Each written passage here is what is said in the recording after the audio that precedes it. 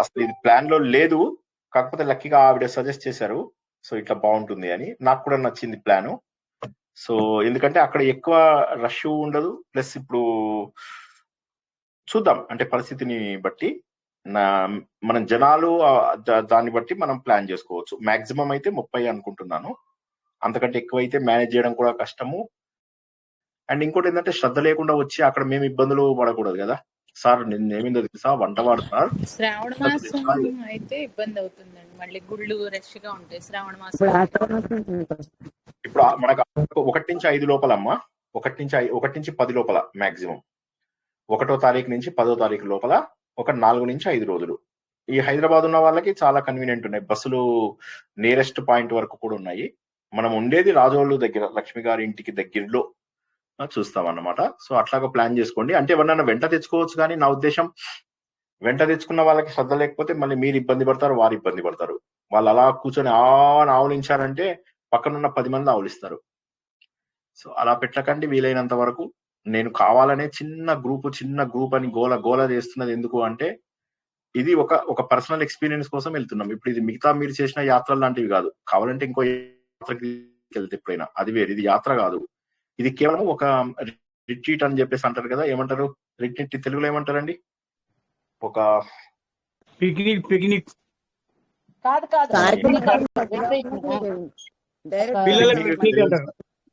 Picnic వెళ్ళాం sir, picnic వెళ్ళాం sir మనం పిక్నిక్ సత్సంగం అండి, సత్సంగం కాదు, మనని మనం రీట్రీట్ చేసుకోవడం అంటే ఏమంటారంటే, మనని మనం ఓవర్ చిన్నప్పుడు చేస్తాం కదా ఓవరాలింగ్ అని చెప్పేసి అంటారు కదా, అట్లా అన్నమాట. అంటే ఒక పద్ధతి అలవాటు చేయడం, ఒక క్రమశిక్షణ అలవాటు చేయడం కోసం అని ఒక చిన్న శాంపుల్ అంతే.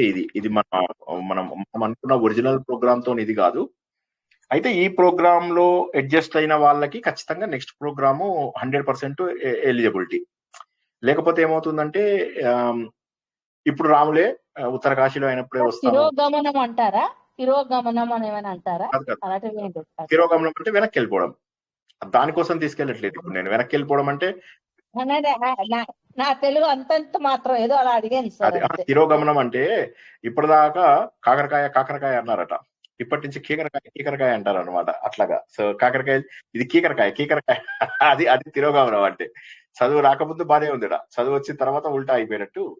అట్లా కాకుండా సో అది మెయిన్ దీని ఉద్దేశం ఏంటంటే, మెయిన్ ఆ పంచభూత మెడిటేషన్ మీకు ఎట్లా ఇది చేయించాలి, చక్ర క్లీనింగ్ మీరు ఎలాగా కొంతవరకు చేసుకోగలుగుతారు, ఒక మంత్రంని ఎలా చదువుకోవాలి, ఒక రామనామం లాంటి అవి రాయడం, దానికి కూడా ప్రత్యేకంగా టైం పెడతాం మనం. గురుగారు పునఃస్మరణము అంటే ఏంటంటే జ్ఞాపకం తెచ్చుకోవడం. సో అది కాదండి ఇక్కడ మనకి మనము రిలాక్స్ కూడా కాదు. సరే అసెంబ్లింగ్ అండి, అసెంబ్లింగ్ కాదండి, అసెంబ్లింగ్ అంటే కలవడం. ఆత్మాన్వేషణ శిబిరము అనుకోవచ్చా సార్? అది కరెక్ట్. ఆత్మ అన్వేషణ శిబిరము అంతే అది అలాంటిది ఆల్మోస్ట్. ఇది ఏమైతుందంటే మనం ఇంటర్నెట్ లో చూసినప్పుడు ఏమవుతుందంటే, అది రీట్రీట్ అంటే తిరోగమనం అని వస్తుంది. కరెక్టే ఆవిడ చెప్పినట్టుగా.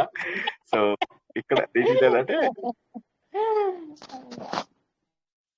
విశ్రాంతి ప్రదేశం, రోజువారీ ఒత్తిడి నుంచి దూరంగా. నేను గూగుల్లో చూసి చెప్తున్నాను, ఇది కరెక్ట్ మీనింగ్ మెడిటేషన్ రీట్రీట్ అది. సో అది అట్లా అన్నమాట. సో ఇది ఒక రకమైనటువంటి ప్రకృతి చికిత్స అనుకోండి అట్లాగా. సో ధ్యానము ఇది. సో కొద్దిగా అందరూ సోమవారం లోపల చెప్పండి, ఎందుకంటే మనం అనుకున్నదే 30 మంది మాక్సిమం అనుకుంటున్నాను. అంటే 15 మంది మినిమము, 30 మంది మాక్సిమం. ఇంకా అంతకంటే ఎక్కువైతే నాకు ఇప్పుడున్న పరిస్థితులలో ఇష్టం లేదు. సో మనకు జనరల్ గా ప్రవచనాలకు వచ్చే వాళ్ళు 60-70 మంది ఉంటారు. వస్తే ఇదొక మంచి అనుభవంగా మిగిలిపోవాలి. ఏంటంటే ఇది ఇంతకు ముందు ఎప్పుడు చేయనటువంటి పద్ధతి లోపల మనం నేర్చుకుందాము. దాన్ని బట్టి మనము మండే కల్లా చెప్తే ప్లానింగ్ కి లక్ష్మి గారికి వాళ్ళకు ఈజీ అవుతుంది. ఇప్పుడు నేనేం చేయడం లేదు, ఇందులో ప్లానింగ్ కూడా వారే చేస్తున్నారు. వారు వాళ్ళ అమ్మాయి చైతన్య చేస్తున్నారు ప్లానింగ్. కాబట్టి దగ్గరగా ఉండే వాళ్ళకైతే ఏం ప్రాబ్లం లేదు. హైదరాబాద్ లాగా దూరంగా ఉండే వాళ్ళకి 12 గంటల జర్నీ పోను, 12 గంటల జర్నీ రాను. అదొకటి ప్లాన్ చేసుకొని చెప్పండి. ఎప్పటి నుంచో అనుకుంటున్నది ఇప్పటికీ కుదురుతుందేమో చూద్దాం. ఇంకా ఇప్పుడు కూడా నేను మనం మనం ఫైనల్ అయిన తర్వాతనే ఏ ఇది ఊరు సార్? ఏ ఊరు మీరు చెప్పేది? రాజోలు అని చెప్పేసి మన ఇక్కడ అది ఇటు అంతర్వేది, ఇటు ర్యాలీ, ఇంకో ప్లేస్ ఏంటండి లక్ష్మి గారు? ఇంకో ప్లేస్ ఏంటి? 3 ప్లేసులు కదా. డిస్టిక్ ఏది సార్? డిస్టిక్ ఏది వస్తుంది? అమలాపురం రాజోలు.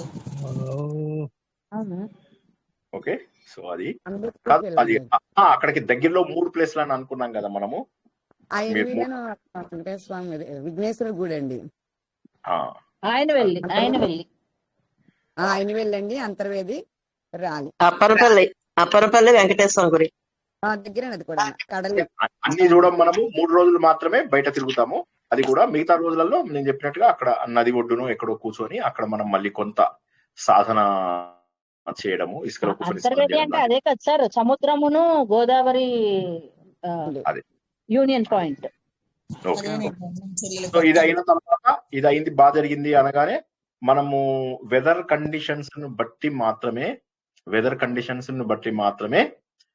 వెదర్ బాగుంది అంటే అక్టోబర్ నవంబర్ ప్రారంభం లోపల ఉత్తరకాశీ గాని, ఒకవేళ వెదర్ అప్పటికి బాగాలేదు, చల్లగా అయిపోయింది, లేదా వర్షాలు బాగా పడిపోయినాయి అంటే ఉత్తరకాశీ గాని, ఈ రెండిట్లో ఏదో ఒకటి పెట్టవచ్చు. అప్పటికి కూడా మనకు ఇది కాలేదు అంటే మళ్ళీ మార్చ్ ఏప్రిల్ వరకు వెయిట్ చేయాల్సి వస్తుంది.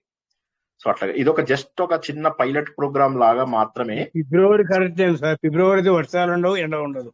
అదే ఫిబ్రవరి అదే అప్పటికి మనకు వేరే నేను అంటుంది ఈ ప్రోగ్రామ్ గురించి కాదు వేణుగోపాల్ గారు, ఇది పైలట్ ప్రోగ్రాము, ఇది ఒక శాంపుల్ ప్రోగ్రామ్ అన్నమాట. మెయిన్ ప్రోగ్రామ్ ఏదైతే మనం 9 days అట్లా పెట్టుకుందాం అనుకున్నామో, 8 days 9 days ది, అది మనకు మెల్లగా ఇది. సో అన్ని మీరు ముందే ప్లాన్ చేసుకుంటే బెటర్. మళ్ళీ లేదండి నాకు కొడుకుకు బాలేదు, కూతురుకు బాలేదు, హస్బెండ్ ఎవరు చూసుకుంటారు, ఇంట్లో ఇవన్నీ అంటే ఇక మళ్ళీ బంధాల్లో పడిపోతే బంధాల నుంచి బయటపడడం కష్టం కదా. సో అది ప్లాన్ చేసుకోండి.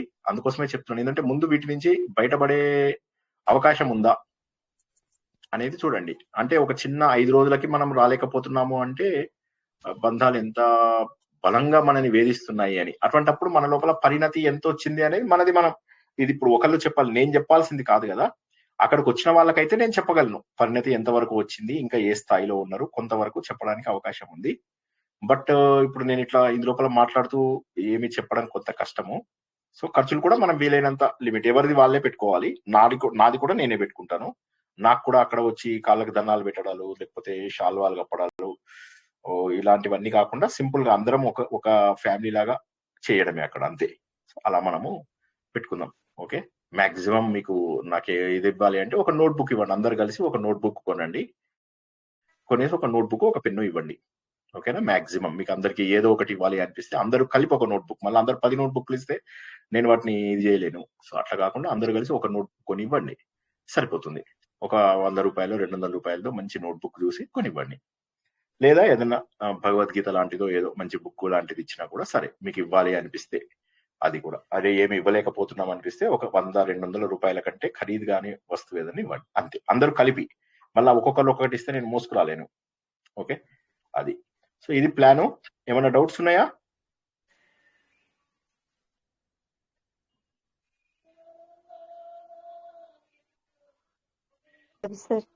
సార్ చెప్పండి మేడం. జై శ్రీకృష్ణ. ఏమైనా డౌట్ ఉందా? ఓకే, లేదు సార్, మీరు ఎప్పుడు ఎస్ అంటే రావడానికి రెడీగా ఉన్నాను sir. Okay okay, very good. అంతరాయ తిమిరోపశాంతయే శాంత పావనమచింత్య వైభవం తం నరం వపుషి కుంజరం ముఖే మన్మహే కిమపి తుందిలం మహః వసుదేవసుతం దేవం కంస చానూరమర్ధనం దేవకీ పరమానందం కృష్ణం వందే జగద్గురుం జననీ జన్మభూమిశ్చ స్వర్గాదపి గరీయసి మాతృదేవో భవ. భగవద్బంధువులకు, ఆత్మస్వరూపులకు, సత్యాన్వేషులకు స్వాగతం, సుస్వాగతం. మన ఏవ మనుష్యానాం కారణం బంధమోక్షేయం. ఈ మనస్సే అన్ని బంధాలకు కూడా కారణమైతోంది.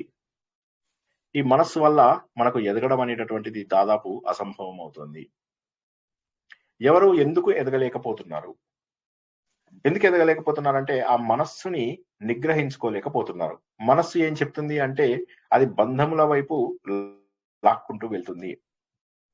ఎప్పుడైతే క్రమ పద్ధతి లోపల మనసుని మనము నిగ్రహించగలుగుతామో అప్పుడు మనము అద్భుతంగా భగవంతుడి వైపు ప్రయాణం చేస్తాం. అయితే భగవంతుడి వైపుకు ప్రయాణం చేశాము అంటే మనం జీవితంలో ఇంకా హ్యాపీగా ఉండక్కర్లేదా, ఎంజాయ్ చేయక్కర్లేదా, సంతోషంగా ఉండక్కర్లేదా? ఉండొచ్చు. ఇప్పుడు కూడా మీరు కలుస్తున్న వ్యక్తులతో మీకు ఏ విధమైనటువంటి ఇబ్బందులు లేవు. మీకున్నటువంటి వాళ్ళు ఆత్మీయులు, మీకున్నటువంటి వాళ్ళందరూ కూడా భగవత్ స్వరూపులే కదా, అందులో ఎటువంటి అనుమానం లేదు. ఆత్మీయులు, మీకు కష్టమైతే వాళ్ళు కష్టపడతారు, మీ పైన అసూయపడరు, మీ పైన చాటుగా నేరాలు ద్వేషము ఉన్నటువంటి వాళ్ళు కాదు. ఇలాంటి వాళ్ళతో ఉండడంలో తప్పలేదు. కాకపోతే ఏమవుతుందంటే సమాజము అన్నప్పుడు అన్ని రకాల జనాలు ఉంటారు. అన్ని రకాల జనాలు ఉన్నప్పుడు ఏమవుతుంది అంటే వాళ్ళలోకి వెళ్ళిన తర్వాత ఎన్నో రకాల ప్రాబ్లమ్స్ మనకు వచ్చేటటువంటి అవకాశం ఉంది. ఎందుకంటే మనం మంచి కోసం వెళ్తాము, అక్కడ ఏదో ఒక చిన్న చెడు జరుగుతుంది. ఈ మంచి అంతా మర్చిపోయి ఆ చెడుని జ్ఞాపకం ఉంచుకుంటాం, ఒక చిన్న చెడు అనుభవం. అదే విధంగా నేను ఇంతకు ముందు ఒక ఉదాహరణ చెప్పడం జరిగింది. మీ ఇంటికి ఒకళ్ళు వచ్చారు, రాత్రి 9ంటికి వచ్చారు. రాగానే మీరు సంతోషపడిపోయారు, వాళ్ళతోని చాలా రోజుల బంధం, 10 ఏళ్ల బంధం ఉంది. వచ్చారు, వచ్చిన తర్వాత మీరు అప్పటి వరకు వాళ్ళకి ఎన్నో హెల్ప్లు చేశారు, మీరు కూడా చిన్న చిన్న హెల్ప్లు తీసుకున్నారు వాళ్ళ దగ్గర. అని ఇంటికి వచ్చారు, రాగానే వాళ్ళకి రాత్రిపూట వెళ్ళొద్దు మీరు అన్నం తిని వెళ్ళాలి అని చెప్పి బలవంత పెట్టారు. వాళ్ళు వీళ్ళు కలిశారు, కూర్చున్నారు, అప్పడాలు వేయించారు, మధ్య మిరపకాయలు వేయించారు, ముద్దపప్పు తయారు చేశారు, మధ్య పులుసు తయారు చేశారు. ఇవన్నీ ఎలా చేయాలో తెలియదు అంటే నాకు చెప్పండి, ఒకసారి ఆల్రెడీ ముద్దపప్పు నేర్పించాను మీకు, అన్నం కూడా ఎలా చేయాలో నేర్పిస్తాను. ఓకే, సో ఈ అన్నము ముద్దపప్పు ఇవన్నీ రకరకాల ఇవి వంటలు చేసి పంచభక్ష పరవాణాలు. పంచభక్ష పరవాణాలు అంటే ఏంటి? అన్నము, ముద్దపప్పు, ఆవకాయ, మధ్య మిరపకాయలు లేదా అప్పడాలు, చివరగా పెరుగు. వీటిని పంచభక్ష పరవాణాలు అంటారు అనమాట. సో వీటన్నిటిని తినిపించి వాళ్ళ కోసం బాగా ఇది కష్టపడి అంత లోపల భర్త ఆలోచిస్తున్నాడు, అయ్యో భార్యకి పాపం ఆరోగ్యం బాలేదు కదా. సార్ మీకు ఇష్టమైన పంచభక్ష పరవాణాలు, అది మీనింగ్. అంతే, కరెక్టే, అదే కదా. ఎవరికి అది అది నిజం, ఎవరికి ఇష్టమైనవి అవే పంచపక్ష పరవాణాలు. ఇప్పుడు నాకు ఇష్టం లేనిది పెట్టారు అనుకోండి, మీరు సార్ మటన్ కూర చేద్దాం సార్, షోలే మటన్ షాప్ నుంచి తీసుకొచ్చాను అంటే నాకు అది ఏమి ఇంట్రెస్ట్ ఉంటుంది చెప్పండి. కాబట్టి అయితే ఇక్కడ ఏమైతుంది, ఈ విధంగా ఇంట్లోపల మనం భర్త ఆలోచిస్తున్నాడు, అరే భార్యకి పాపం ఆరోగ్యం బాలేదు 2 రోజులుగా, ఇంట్లో తనే భార్య వంట చేయలేదని చెప్పి పాపం తను బయట నుంచి తెప్పించుకు తింటున్నాడు. కానీ భార్య లేని ఓపిక తెచ్చుకుని అన్ని రకాల వంటలు చేసి పెట్టింది. పెట్టిన తర్వాత వెళ్తూ వెళ్తూ ఆ ఫ్రెండ్ అడుగుతాడు అనమాట, ఓ 50,000 సర్దుతావా అని. ఇదే నెల లోపల నీకేమో ఖర్చులు వచ్చాయి. ఆ ఖర్చులతోటి ఏంటంటే వాళ్ళ బయట ఖర్చులు, లోపల ఖర్చులు అన్ని పెట్టేసి కొద్దిగా బాధపడుతున్నావు. అయ్యో ఇంట్లో డబ్బులు లేదు సరిగ్గా టైం కానీ, ఆయనకు అదే చెప్తావు, అయ్యయ్యో ఇది లేదయ్యా, ఒక నెల రోజులు ఆగితే ఇస్తాను పోని అని. ఇప్పుడు 10 ఏళ్ల స్నేహము ఈ ఒక్క 50,000 రూపాయలతోనే ఎగిరిపోతుంది. అతను ఏమంటాడు, బయటికి వెళ్ళిన తర్వాత వాడు వెధవ, ఇప్పుడు నువ్వు పెట్టిన పంచపక్ష పరవాణాలు మర్చిపోతాడు, 10 ఏళ్ల స్నేహము మర్చిపోతాడు, ఆత్మీయత బంధుత్వాలు మర్చిపోతాడు. మర్చిపోయి చూడు నాకు అవసరం 50,000 అడిగితే ఇవ్వలేదని చెప్పి భార్య దగ్గర తను చెప్పుకుంటాడు. భార్య అంటుంది, నిజమేనండి, మీరు మొదటి నుంచి చెప్పలేదు కానీ నాకు అసలు ఆవిడంటే కూడా పడదు, ఆవిడకి టెక్ ఎక్కువ అండి, ఆవిడే ఇప్పించి ఉండదు, మీ ఫ్రెండ్ అమాయకుడే అని చెప్పి. ఇప్పుడు ఏమనిపిస్తుందో ఒక్కసారి ఆలోచించండి.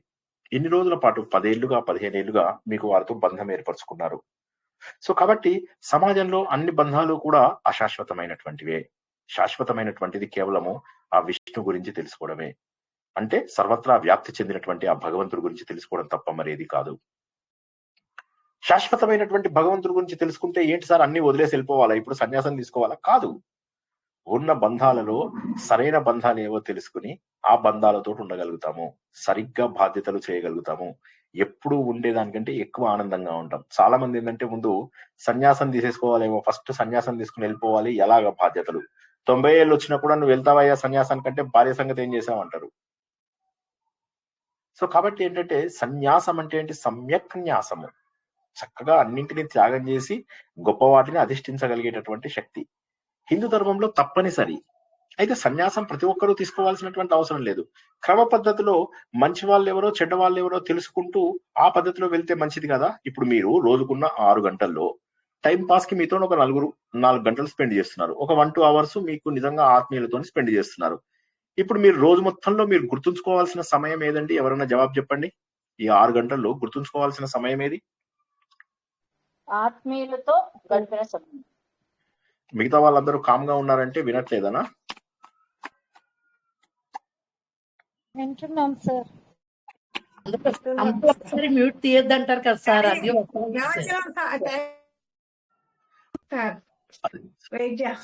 సో కాబట్టి ఏంటంటే 4 గంటలు మనము టైం పాస్ జనాలతోటి మనను అనవసరంగా మన గురించి ఏమీ తెలియని వాళ్ళు కూడా మనల్ని పొగుడుతూ ఉంటారు, ఏమీ తెలియని వాళ్ళు మనని తిడుతూ ఉంటారు. వాళ్ళతోటి మనము పట్టించుకుంటూ వాళ్ళ గుంపు లోపల మనం ఉంటూ ఎన్ని రోజుల పాటు బాధలు అనుభవిస్తాం.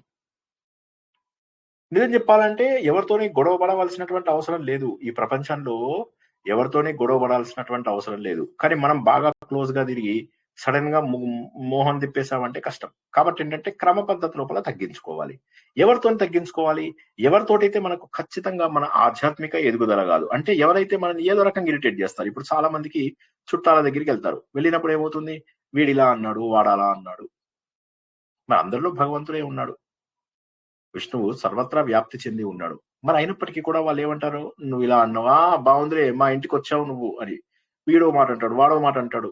ఇలాగా ఏమైపోతుందంటే కాలక్రమేణా బంధాలు తగ్గిపోయి, ఇప్పుడు కనీసం పూర్వకాలంలో ఏమయ్యేదంటే ఈ టీవీలు, మొబైల్స్ ఇవన్నీ లేకపోవడం వల్ల ఎంతో కొంత బంధాలు మిగిలేవి. పూర్వకాలం లోపల జాయింట్ ఫ్యామిలీస్ ఉండేవి, అందువల్ల కొంత బంధాలు మిగిలేవి. కానీ ఈ రోజుల్లో ఏమైతుందంటే బంధాలు తగ్గిపోతున్నాయి. కానీ మనం ఏం చేస్తాం, మన అపార్ట్మెంట్స్ లో ఉన్న వాళ్ళతో బంధం ఏర్పరచుకుంటాం. అది పూర్తి అశాశ్వతం. కాబట్టి ఇది మీరు నమ్మినా నమ్మకపోయినా ఈ ప్రపంచంలో ఉన్నటువంటివన్నీ కూడా అశాశ్వతమైనటువంటి బంధాలే. ఇవన్నీ కూడా ఏదో రకంగా డబ్బుతో ముడిపడి ఉన్నటువంటివే. ఇంట్లో ఉన్నటువంటి భార్య పిల్లలతో సహా ఈ ప్రపంచంలో శాశ్వతమైనటువంటి బంధం అంటూ ఏదీ లేదు.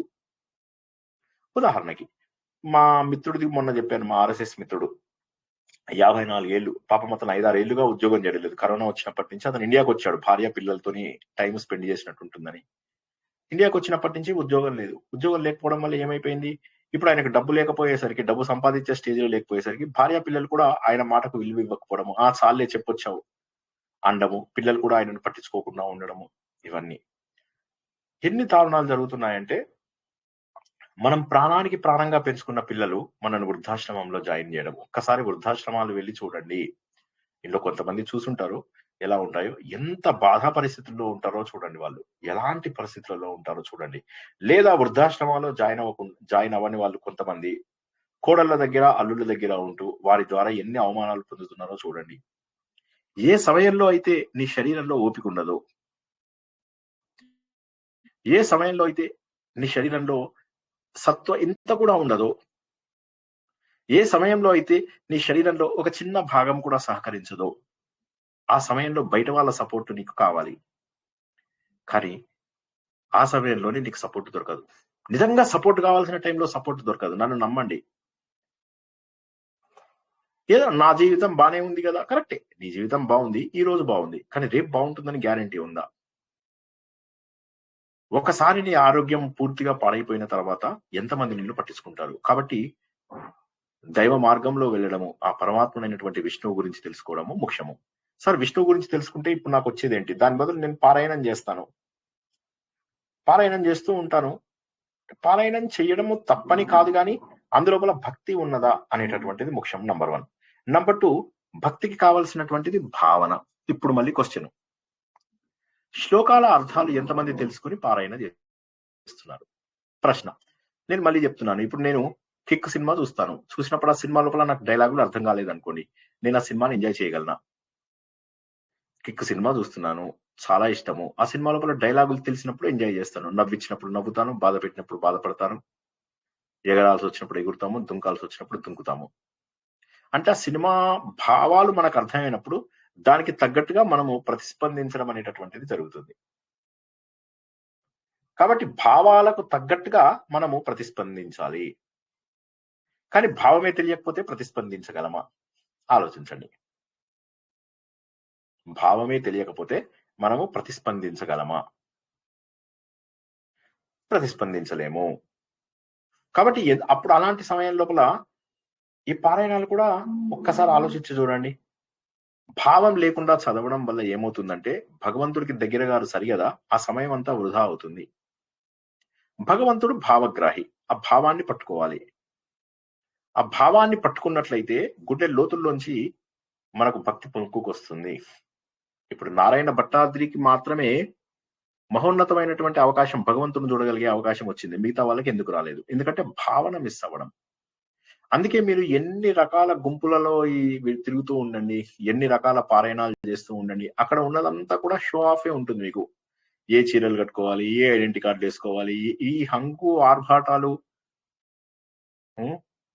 వీటి లోపల పడిపోయి మనం ఏం చేస్తామంటే భగవంతుణ్ణి గుర్తించలేము. కానీ ఆ భగవంతుణ్ణి గుర్తిస్తే నీకు ఒక లాభం ఉంది. అదేంటి? అదే విష్ణు సహస్రనామంలో మనం తెలుసుకుంటున్నాం. సంస్కృతంలో ప్రతి అక్షరం కూడా ఒక అర్థవంతమైనటువంటిది, శక్తివంతమైనటువంటిది. ఈ అక్షరాలను కలిపితే పదాలు, వీటినే నామములు అంటారు. ప్రతిదీ కూడా దేవుణ్ణి ఉద్దేశించినటువంటిదే. అయితే దేవుడు ఉద్దేశించింది అంటే దేవుడికి లక్షణాలను గురించి చెప్పేది. ఉదాహరణకి వేదాలలో ఉన్నటువంటి చాలా నామములని విష్ణు సహస్రనామంలో పెట్టారు, కాబట్టి అది వేదవ్యాసుడు రాశాడు అని చెప్పి గుర్తించవచ్చు. సడన్ గా మనకి ఎక్కడైతే చతుర్భుజం అలాంటివి వస్తాయో ఇవి ఎక్కడ వేదాలలో ఉండవు. మరి అవి ఎక్కడి నుంచి వచ్చాయి? ఎవరైనా జవాబు చెప్పగలరా? తరువాత వేరే వాళ్ళు వాటిలో జప ఎందుకు రాశారు? అవును, ఎందుకు రాశారు అంటారు? కారణం ఏమై ఉండొచ్చు? మనం ఊహించుకున్న రూపం సార్ అది. వాళ్ళు దర్శించుకుని ఉండొచ్చు అటువంటి చతుర్భుజ రూపాన్ని. అర్జునుడు దర్శించుకున్నట్టుగానే అలా దర్శించుకుని ఉండొచ్చు. రైట్. అసలు విష్ణుమూర్తి అంటే సర్వత్రా వ్యాప్తి చెందినటువంటి భగవంతుడు. ఆయనకి 4 చేతులు ఉన్నాయని ఎలా చెప్పగలిగారు? 4 దిక్కులు సూచించడానికి 4 చేతులు పెట్టారు. లక్షణాలను బట్టి చెప్పుంటారు సార్. ఇప్పుడు సో కదా చక్రం ఒక్కటి చెప్తారు కదా అట్లా చేతుల్లో. మళ్ళీ చెప్పండి, ఏమన్నారు? ఇప్పుడు ఆయన లక్షణాలు బట్టి మా చేతిలో గద ఉంది, ఇంకో చేతిలో నమ్మకం అనే కత్తి ఉంది, అలా ఇవి వేదాల్లో ఎక్కడున్నాయి? వేదాల్లో ఎక్కడున్నాయి అవి? వేదాల్లో విష్ణుమూర్తి వేరే వాళ్ళు క్లబ్ చేస్తారేమో సార్, అవకాశాన్ని బట్టి తెలవుతున్నాం. ఊహించి చెప్పడమే, మీరు చెప్పారని వింటున్నాను కాబట్టి అలా. సార్ రవి వర్మ ఊహించి డ్రా చేసిన పిక్చర్స్ ఇవి. అసలు స్వరూపం అన్నది అది కాదు అని కూడా మీరు మెన్షన్ చేశారు కదా సార్. అంటే ఆ ఇమాజినేషన్ ని పిక్చరైజ్ చేశాడు రవి వర్మ అనేసి. అది కొన్నిట్లో ఉన్నదాన్ని బట్టి అప్పట్లో పురాణాలు దాన్ని బట్టి కూడా ఆయన చిత్రించారు అని చదివాం సార్. అయితే ఇప్పుడు పురాణాల లోపల దేవుడి రూపంలో ఉన్నటువంటిది, ఇప్పుడు విష్ణు సహస్రనామం అనేటటువంటిది పురాణం కాదు. విష్ణు సహస్రనామం అనేది మహాభారత అంతర్గతం. లేకపోయినా ఏం కాదు. నువ్వు ఇక్కడ పట్టుకుంటావా?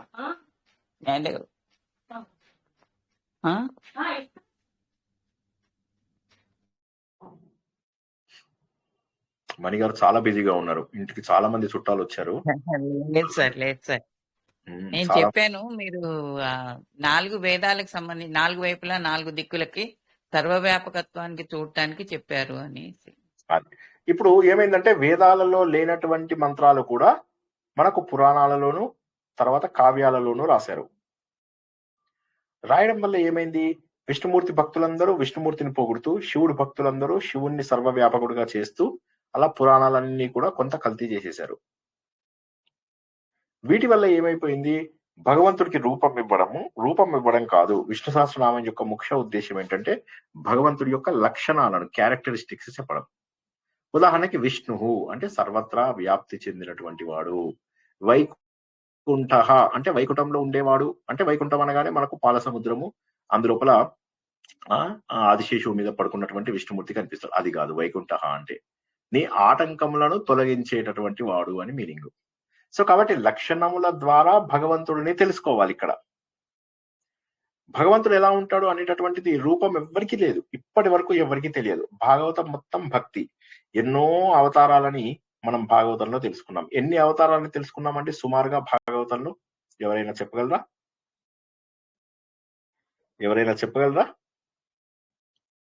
భాగవతంలో ఎన్ని అవతారాలు తెలుసుకున్నామో ఎవరైనా చెప్పగలరా? 22 అవతారాలు. 22 అవతారాలు ఉన్నాయి. 22 అవతారాలు అన్ని కూడా రూపాలే కదా, అవునా కదా? రూపాలా కదా? చెప్పండి.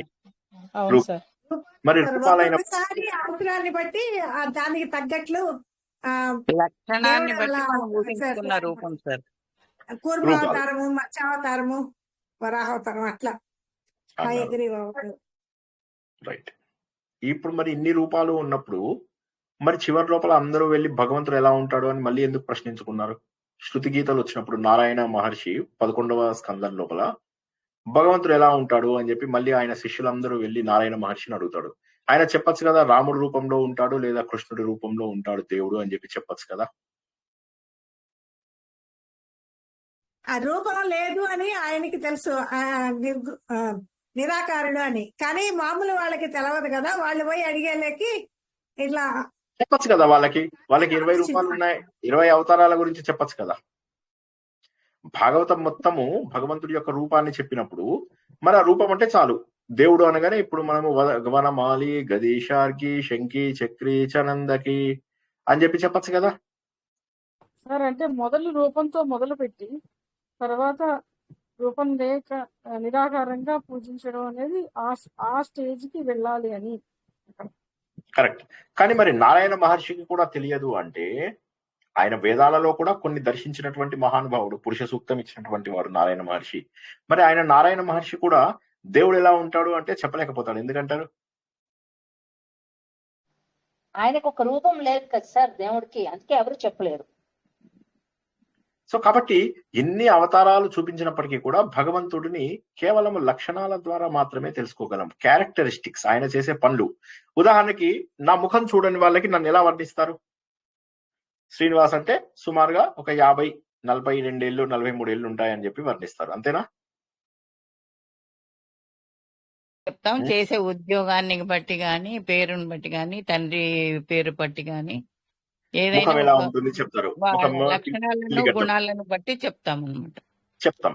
చెప్పినప్పుడు కొంత ఊహించగలుగుతాం, కొంత ఊహిస్తారు. ఆయన బ్లూ చొక్కా వేసుకుంటాడు, బొట్టు పెట్టుకున్నాడు, విభూది రేఖలు ఉంటాయి, సాయంత్రం సంధ్యావందనం అయినాక జుట్టు చింపిరి జుట్టు ఉంటుంది, ఎప్పుడు దువ్వుకోడు సరిగా, ఒక పిల్లి గడ్డం ఉంటుంది, సాల్ట్ అండ్ పెప్పర్ రూపంలో ఉంటుంది అని చెప్పేసి మనము వర్ణిస్తాం. ఆ వర్ణించడంలో ఎన్ని వర్ణనలు ఇస్తే ఒక వ్యక్తిని పూర్తిగా వర్ణించగలుగుతాం? సుమారుగా నా రూపము ఎవడన్నా గీయాలనుకోండి, గీయాలి అంటే ఏమవుతుంది? మనము ఆ సూపర్ సినిమా లోపలలాగా వాడు వెళ్ళేసి ఎలా ఉంటాడు అంటే కళ్ళు ఎలా ఉంటాయి, ముక్కు ఎలా ఉంటుంది, ఇవి ఎలా ఉంటాయని వాడు అన్ని చెప్తూ ఉంటాడు కదా. వాడు చివరికి ఏం చేస్తాడు? రజనీకాంత్ బొమ్మ ఒకసారి, చిరంజీవి బొమ్మ ఒకసారి వేసేస్తూ ఉంటాడు. వెయ్యి గీ అనగానే వీడేం చేస్తాడు? షాయ చేసి ఆయన బొమ్మనే వేసేస్తాడు. చివరికి ఆ పోలీసు వాళ్ళ బొమ్మే వేస్తాడు. దొంగ ఎవరయ్యా అంటే పోలీసు వాళ్ళ బొమ్మే వేసేస్తాడు. సో వర్ణన ద్వారా కొంత గెస్ చేయగలుగుతాం భగవంతుడు ఏంటి అనేది. అయితే విష్ణు సహస్రనామంలో మనం ఏం నేర్చుకుంటున్నాం? విష్ణు సహస్రనామం లోపల ఏంటంటే భగవంతుడి యొక్క లక్షణాలు అనంతము, భగవంతుడి యొక్క క్యారెక్టరిస్టిక్స్ అనంతం. ఆ క్యారెక్టరిస్టిక్స్ అన్ని కూడా తెలియజేస్తున్నాం. తెలియచేయడం ద్వారా మనకి ఏమర్థం అవుతుందంటే భగవంతుడు ఎలా ఉంటాడు అనేటటువంటి విషయాన్ని మనం తెలుసుకుంటాం. కొంత మాత్రం ఊహిస్తాం. మొదటి మెట్టు. రెండవ మెట్టు లోపల ఏంటి? ఇవన్నీ నేనెందుకు చేయకూడదు? భగవంతుడు నిర్మలుడు అన్నాడు. నిర్మలుడు అంటే మలము, చెడు లేనటువంటి వాడు. ఇప్పుడు నేను నిర్మలుడనైతే నేను భగవంతుని అవుతానా కాదా? అవుతాను. తర్వాత నేను మరణించిన తర్వాత శరీరం వదిలేస్తాను. వదిలేసిన తర్వాత ఖచ్చితంగా నాకు దీనితో పాటు ఎండ్ అయిపోదు జీవితం. అది ఖచ్చితంగా ఎక్కడో ఒక చోట ఆత్మస్వరూపంలో భగవంతుల్లో కలిసిపోతుంది. అంటే నేను కూడా సర్వవ్యాపకుడుని అయ్యేటటువంటి అవకాశం ఉంది. ఎందుకు? ఇవాళ ఇక్కడున్నాను, రేపు ఇంకొక్కడ పుడతానో తెలియదు, ఇంకెక్కడ పుడతానో తెలియదు, కానీ ఆత్మ మాత్రం అదే. కాబట్టి నేను సర్వజ్ఞుడను. భగవంతుడి గురించి తెలిసిన తర్వాత నాకు అన్ని తెలుస్తాయి. కాబట్టి నేను సర్వజ్ఞుడను అయ్యే అవకాశం ఉంది. సచ్చీలుడను అయ్యే అవకాశం ఉందా అంటే సత్ శీలత, సచ్చీలత, మంచి శీలం తయారు చేసుకోగలుగుతాను. యమ నియమ ఆసన ప్రాణాయామ ప్రత్యాహార ధారణ ధ్యాన సమాధి అనేటటువంటి మెట్ల ద్వారా నన్ను నేను శుద్ధి చేసుకోగలను. చేసుకున్నప్పుడు ఏమొస్తుంది సార్? ఇప్పుడు ఏం ఆనందం వస్తుంది సార్? ఫ్రెండ్స్ తోని తిరుగుతున్న ఆనందం వస్తుందా? ఫ్రెండ్స్ తో ఆడుకున్న ఆనందం వస్తుందా? ఫ్రెండ్స్ తో ఎగురుతున్న వస్తాయి. వీటన్నిటికంటే ఎక్కువ ఆనందం వస్తుంది. ఈ ఆనందాలన్నీ కూడా చిన్నవి. ఈ ఆనందాలన్నీ కూడా చిన్న ఆనందాలు. వీటన్నింటినీ మించినటువంటి మహోన్నతమైనటువంటి ఆనందము భగవంతుడి అసలు రూపాన్ని తెలుసుకున్నప్పుడు మనకు వస్తుంది. కాబట్టి ఆ భగవంతుడి యొక్క అసలు రూపాన్ని తెలుసుకున్నప్పుడు మనకు మొదటి మెట్టులో, రెండవ మెట్టు లోపల ఏమొస్తుందయ్యా అంటే ఆ భగవంతుడుగా నువ్వు మారగలుగుతావు. నువ్వే అమరుడవై ఉన్నావు. నువ్వే శాశ్వతమైనటువంటి వ్యక్తిగా మారే అవకాశం ఉంది. నువ్వు ఖచ్చితంగా శాశ్వతుడవు అవుతావు. ఆ శాశ్వతమైనటువంటి రూపాన్ని పొందినప్పుడు నీ లోపల ఉండేటటువంటిది ఆనందమే. కాబట్టి భగవంతుడి గురించి తెలుసుకున్నప్పుడు బంధములని వదలడం అంటే ఇవాళ వదిలేసేసి వైఫ్ వదిలేస్తున్నా, పిల్లలు వదిలేస్తున్నా, మిమ్మల్ని సమాజం వదిలేస్తున్నా, అలా కాదు. ఏది అవసరమో అది పట్టుకుంటాము, అనవసరమైన వాటిని వదులుతాం. ఉదాహరణకి నేను వెళ్లాల్సింది బెంగళూరు, నేను వెళ్ళేసి ఏదో ఒక బస్ ఎక్కేసాను అనుకోండి.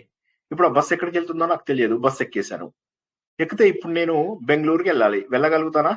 హలో, కనీసం కనీసం ఎక్కడికి వెళ్తున్నాను అనేటటువంటిది తెలియాలి మనకు.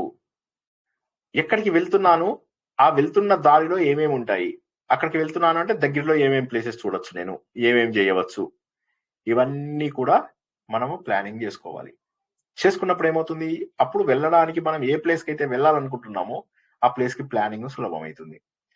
ఆ దారిలో మనకు అవసరమైన వ్యక్తులతోటే ఉంటాం, ఇంకా అనవసరమైనవన్నీ కూడా వదిలేస్తాం. ఇప్పుడు పైకి వెళ్ళాలి అంటే కింద మెట్టు మీద గట్టిగా కాలు పెట్టి లేచి పై మెట్టు మీదకి ఎక్కుతాం. పైకి ఎక్కాలి అనేటటువంటి ధ్యాసే లేకపోతే ఎలాగా? కాబట్టి పైకి ఎక్కాలి, నేను పైకి వెళ్ళాలి అనుకున్నప్పుడు ఒక మెట్టు మించి మరొక మెట్టుకు ఎదగాలి, మరొక మెట్టు మించి మరొక మెట్టుకు ఎదగాలి. విష్ణు సహస్రనామం అలాగా మెట్టు మీద మెట్టు, మెట్టు మీద మెట్టు, మెట్టు మీద మెట్టు ఎక్కిస్తుంది. ఆ విధంగా మనం గత వారం తెలుసుకున్నాం. వైకుంఠ జీవుల గమనాన్ని ఆపడాయన, జీవుల గమనాన్ని మరింత సుగమం చేస్తాడు అన్న విషయాన్ని తెలుసుకున్నాం. ఆయన పురుష, పురాతనమైనటువంటి వాడు, సనాతనమైనటువంటి వాడు. భగవంతుడే కాదు, నువ్వు కూడా సనాతనుడివే, ఎప్పటి నుంచో ఉన్నటువంటి వాడివి. పురుష, నీ హృదయమే కాదు, అందరి హృదయాలలో కూడా ఆయన ఉన్నాడు. నీ బొడ్డు నుంచి, నాభి నుంచి 8 అంగుళాలు, సహస్రాల నుంచి 8 అంగుళాల దూరం లోపల భగవంతుడు ఉన్నాడు. అంటే నీలోనే భగవంతుడు ఉన్నాడు. నువ్వు ఎక్కడెక్కడో వెతుక్కుంటున్నావు, నీలోనే ఉన్నటువంటి ఆ భగవంతుడు పురుష, అన్ని పురములలో ఉండేటటువంటి వాడు, సమస్త శరీరాలలో ఉన్నటువంటి వాడు. పురీషయ, పురీషయనాత్ పురుష, అటువంటి వాడు పూర్ణుడు. భగవంతుడికి ఇంకా ఏది అవసరం లేదు, ఆయననే తనను తాను పూర్తి చేసుకోగలడు. ఆయనకి ఇంకా వేరేది వచ్చి సగం ముందు ఇలా ఉందండి, కొద్దిగా వాడికి మూతొక్కటి సరిగ్గా ఉంటే బాగుండేదండి, వాడి కన్ను సరిగ్గా లేదండి, ఇలా వంకరగా ఉంది, కొద్దిగా కన్ను సరిగ్గా, అట్లా ఉండదు. దేవుడికి అన్ని కూడా పర్ఫెక్ట్ గా ఉంటాయి.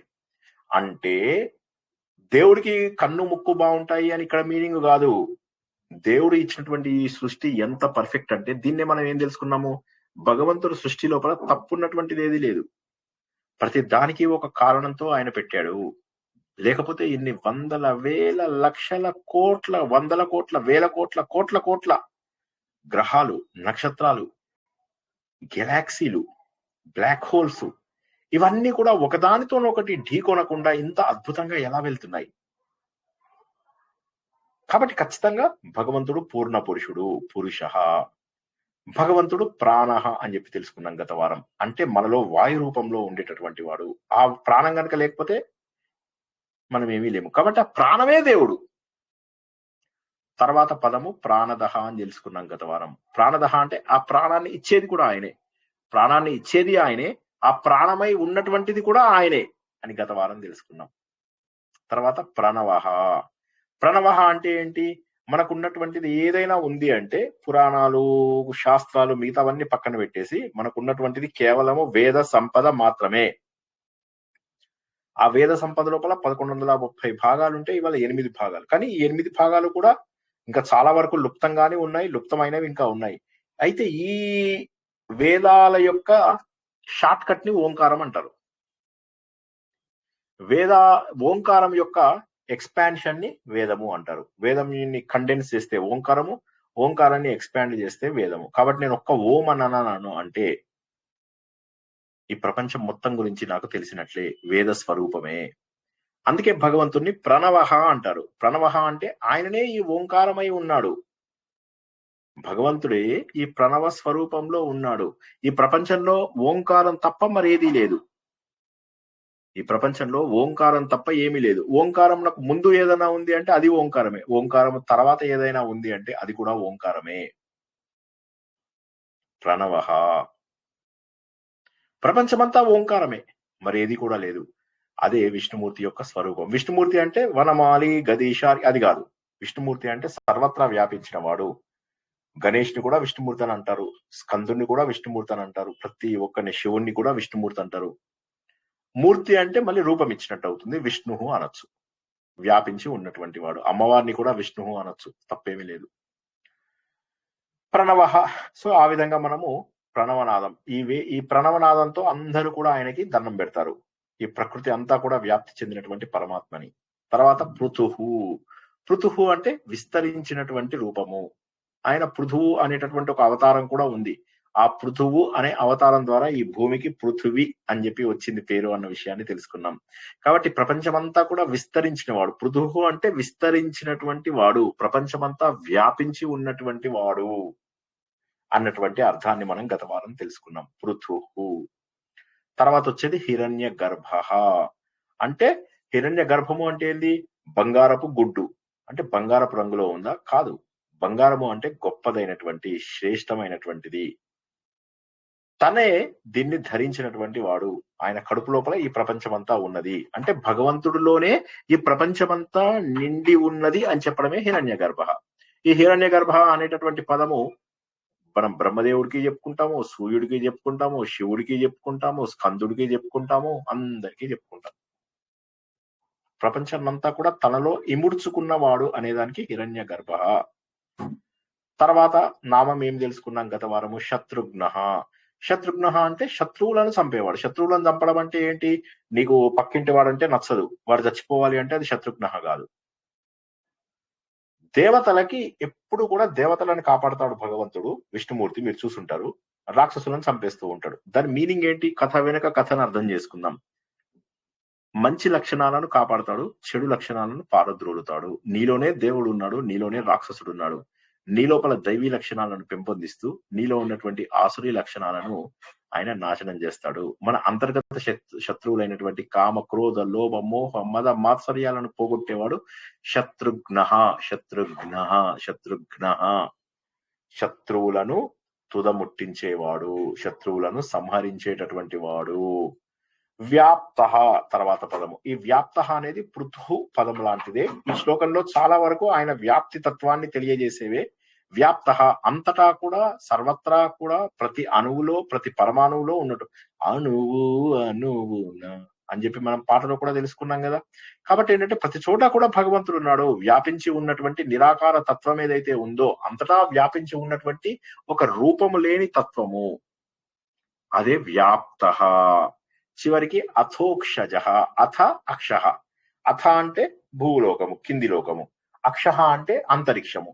ఈ రెండిటి మధ్య విరాట రూపంలో వ్యాపించి ఉన్నవాడు. చూసారా, మళ్ళీ వ్యాప్తి తత్వమే వచ్చింది. ఈ అతహ అనే దగ్గర మనము వాటిని అనగదొక్కేయాలి. ఇంద్రియాలు తొక్కి ఇలా పైకి చూడాలి అనే ఒక మీనింగ్ కూడా తెలుసుకున్నాం మనం గత వారం. ఇలా పైకి చూస్తే భగవంతుడు కనిపిస్తాడు. కింద ఉన్నటువంటి ఇంద్రియాలను తొక్కి పారేయాలి. ఇంద్రియాలు ఎప్పుడు కూడా నన్ను, మనస్సు, ఇంద్రియాలు ఎప్పుడు కూడా నన్ను ఎదగకుండా బాధ పెడుతూ ఉంటాయి. కాబట్టి అత్యంత శక్తివంతమైనటువంటి నామాలు గత వారం మనము తెలుసుకున్నాము. ఓకేనా? ఎవరికైనా ఇప్పటి వరకు అంటే ఇవన్నీ గత వారం తెలుసుకున్నవే, మళ్ళీ కూడా ఏమైనా డౌట్ ఉంటే అడగండి ఒకసారి. జయ శ్రీకృష్ణ సార్, ఇప్పుడు వ్యాప్త అని ఏదో చెప్తున్నారు, నేను రాసుకోలేకపోయాను సార్. ఇది వ్యాప్త అంటే వ్యాప్తి చెందడం అంతేనా? All pervading. రూపం లేని అనేదో చెప్పారు కదా సార్, రూపం లేని నిరాకార తత్వం. అంటే వ్యాప్తి చెందాడు అంటే అంతటా వ్యాప్తి చెందినటువంటి దేవుడికి రూపం ఇవ్వగలమా? ఉదాహరణకి దేవుడు మనిషి రూపంలో ఉన్నాడు, దేవుడు కుక్క రూపంలో ఉన్నాడు, దేవుడు ఆవు రూపంలో ఉన్నాడు, దేవుడు టేబుల్ రూపంలో ఉన్నాడు, దేవుడు చైర్ రూపంలో ఉన్నాడు.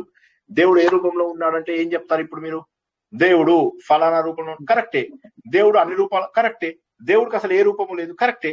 ఇప్పుడు friend of everyone is friend of none అంటారు. అంటే ఏంటి? అందరికీ మిత్రుడు, ఎవరికి మిత్రుడు కాదు అని. అదే విధంగా అన్ని రూపాలలో ఉన్నవాడికి ఏ రూపము లేదు అనేటటువంటి మీనింగ్ అక్కడ మనం తెలుసుకోవాలి. Okay sir.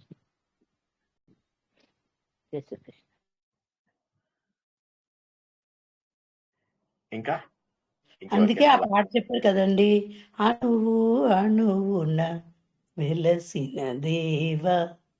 ఆ పాట చాలా బాగుంటుంది. అవును. కాబట్టి ఇది ఈ శ్లోకం ఏదైతే ఉందో ఇది అన్ని రకాల భగవంతుడి లక్షణాలను తెలియజేస్తుంది. ఇది మీరు అర్థం చేసుకోండి ఎంత బ్యూటిఫుల్ శ్లోకం అంటే, ఇది జీవితాంతము గుర్తుంచుకోవాల్సినటువంటి శ్లోకం. అదే ఇదే మాట అన్నిటికీ చెప్పాను, ఇది కూడా అంతే. ఇప్పుడు వైకుంఠ అంటే ఏంటి? నీ మోక్ష స్థితి. ఆటంకాలన్నీ తొలగిపోయినప్పుడు నువ్వు ఎక్కడికి వెళ్తావు? ఒక మోక్ష స్థితికి చేరుకుంటావు. సో వైకుంఠ అనేటటువంటిది ఏం తెలియజేస్తుందయ్యా అంటే తత్వ రూపంలో సార్ అది మోక్షాన్ని తెలియజేస్తుంది.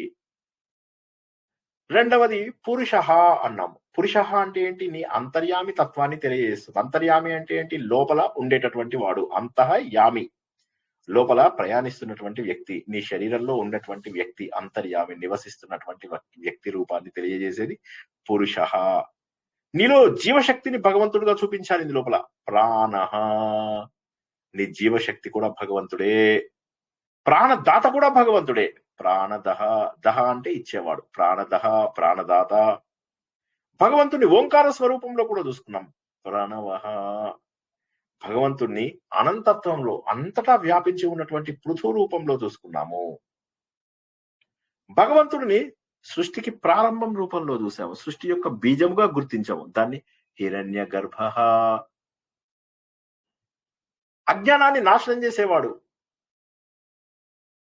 కామక్రోధ లోభ మోహ మద మత్సర్యాలని శత్రువులను నాశనం చేసేవాడు అనేటటువంటి రూపంలో చూసాం.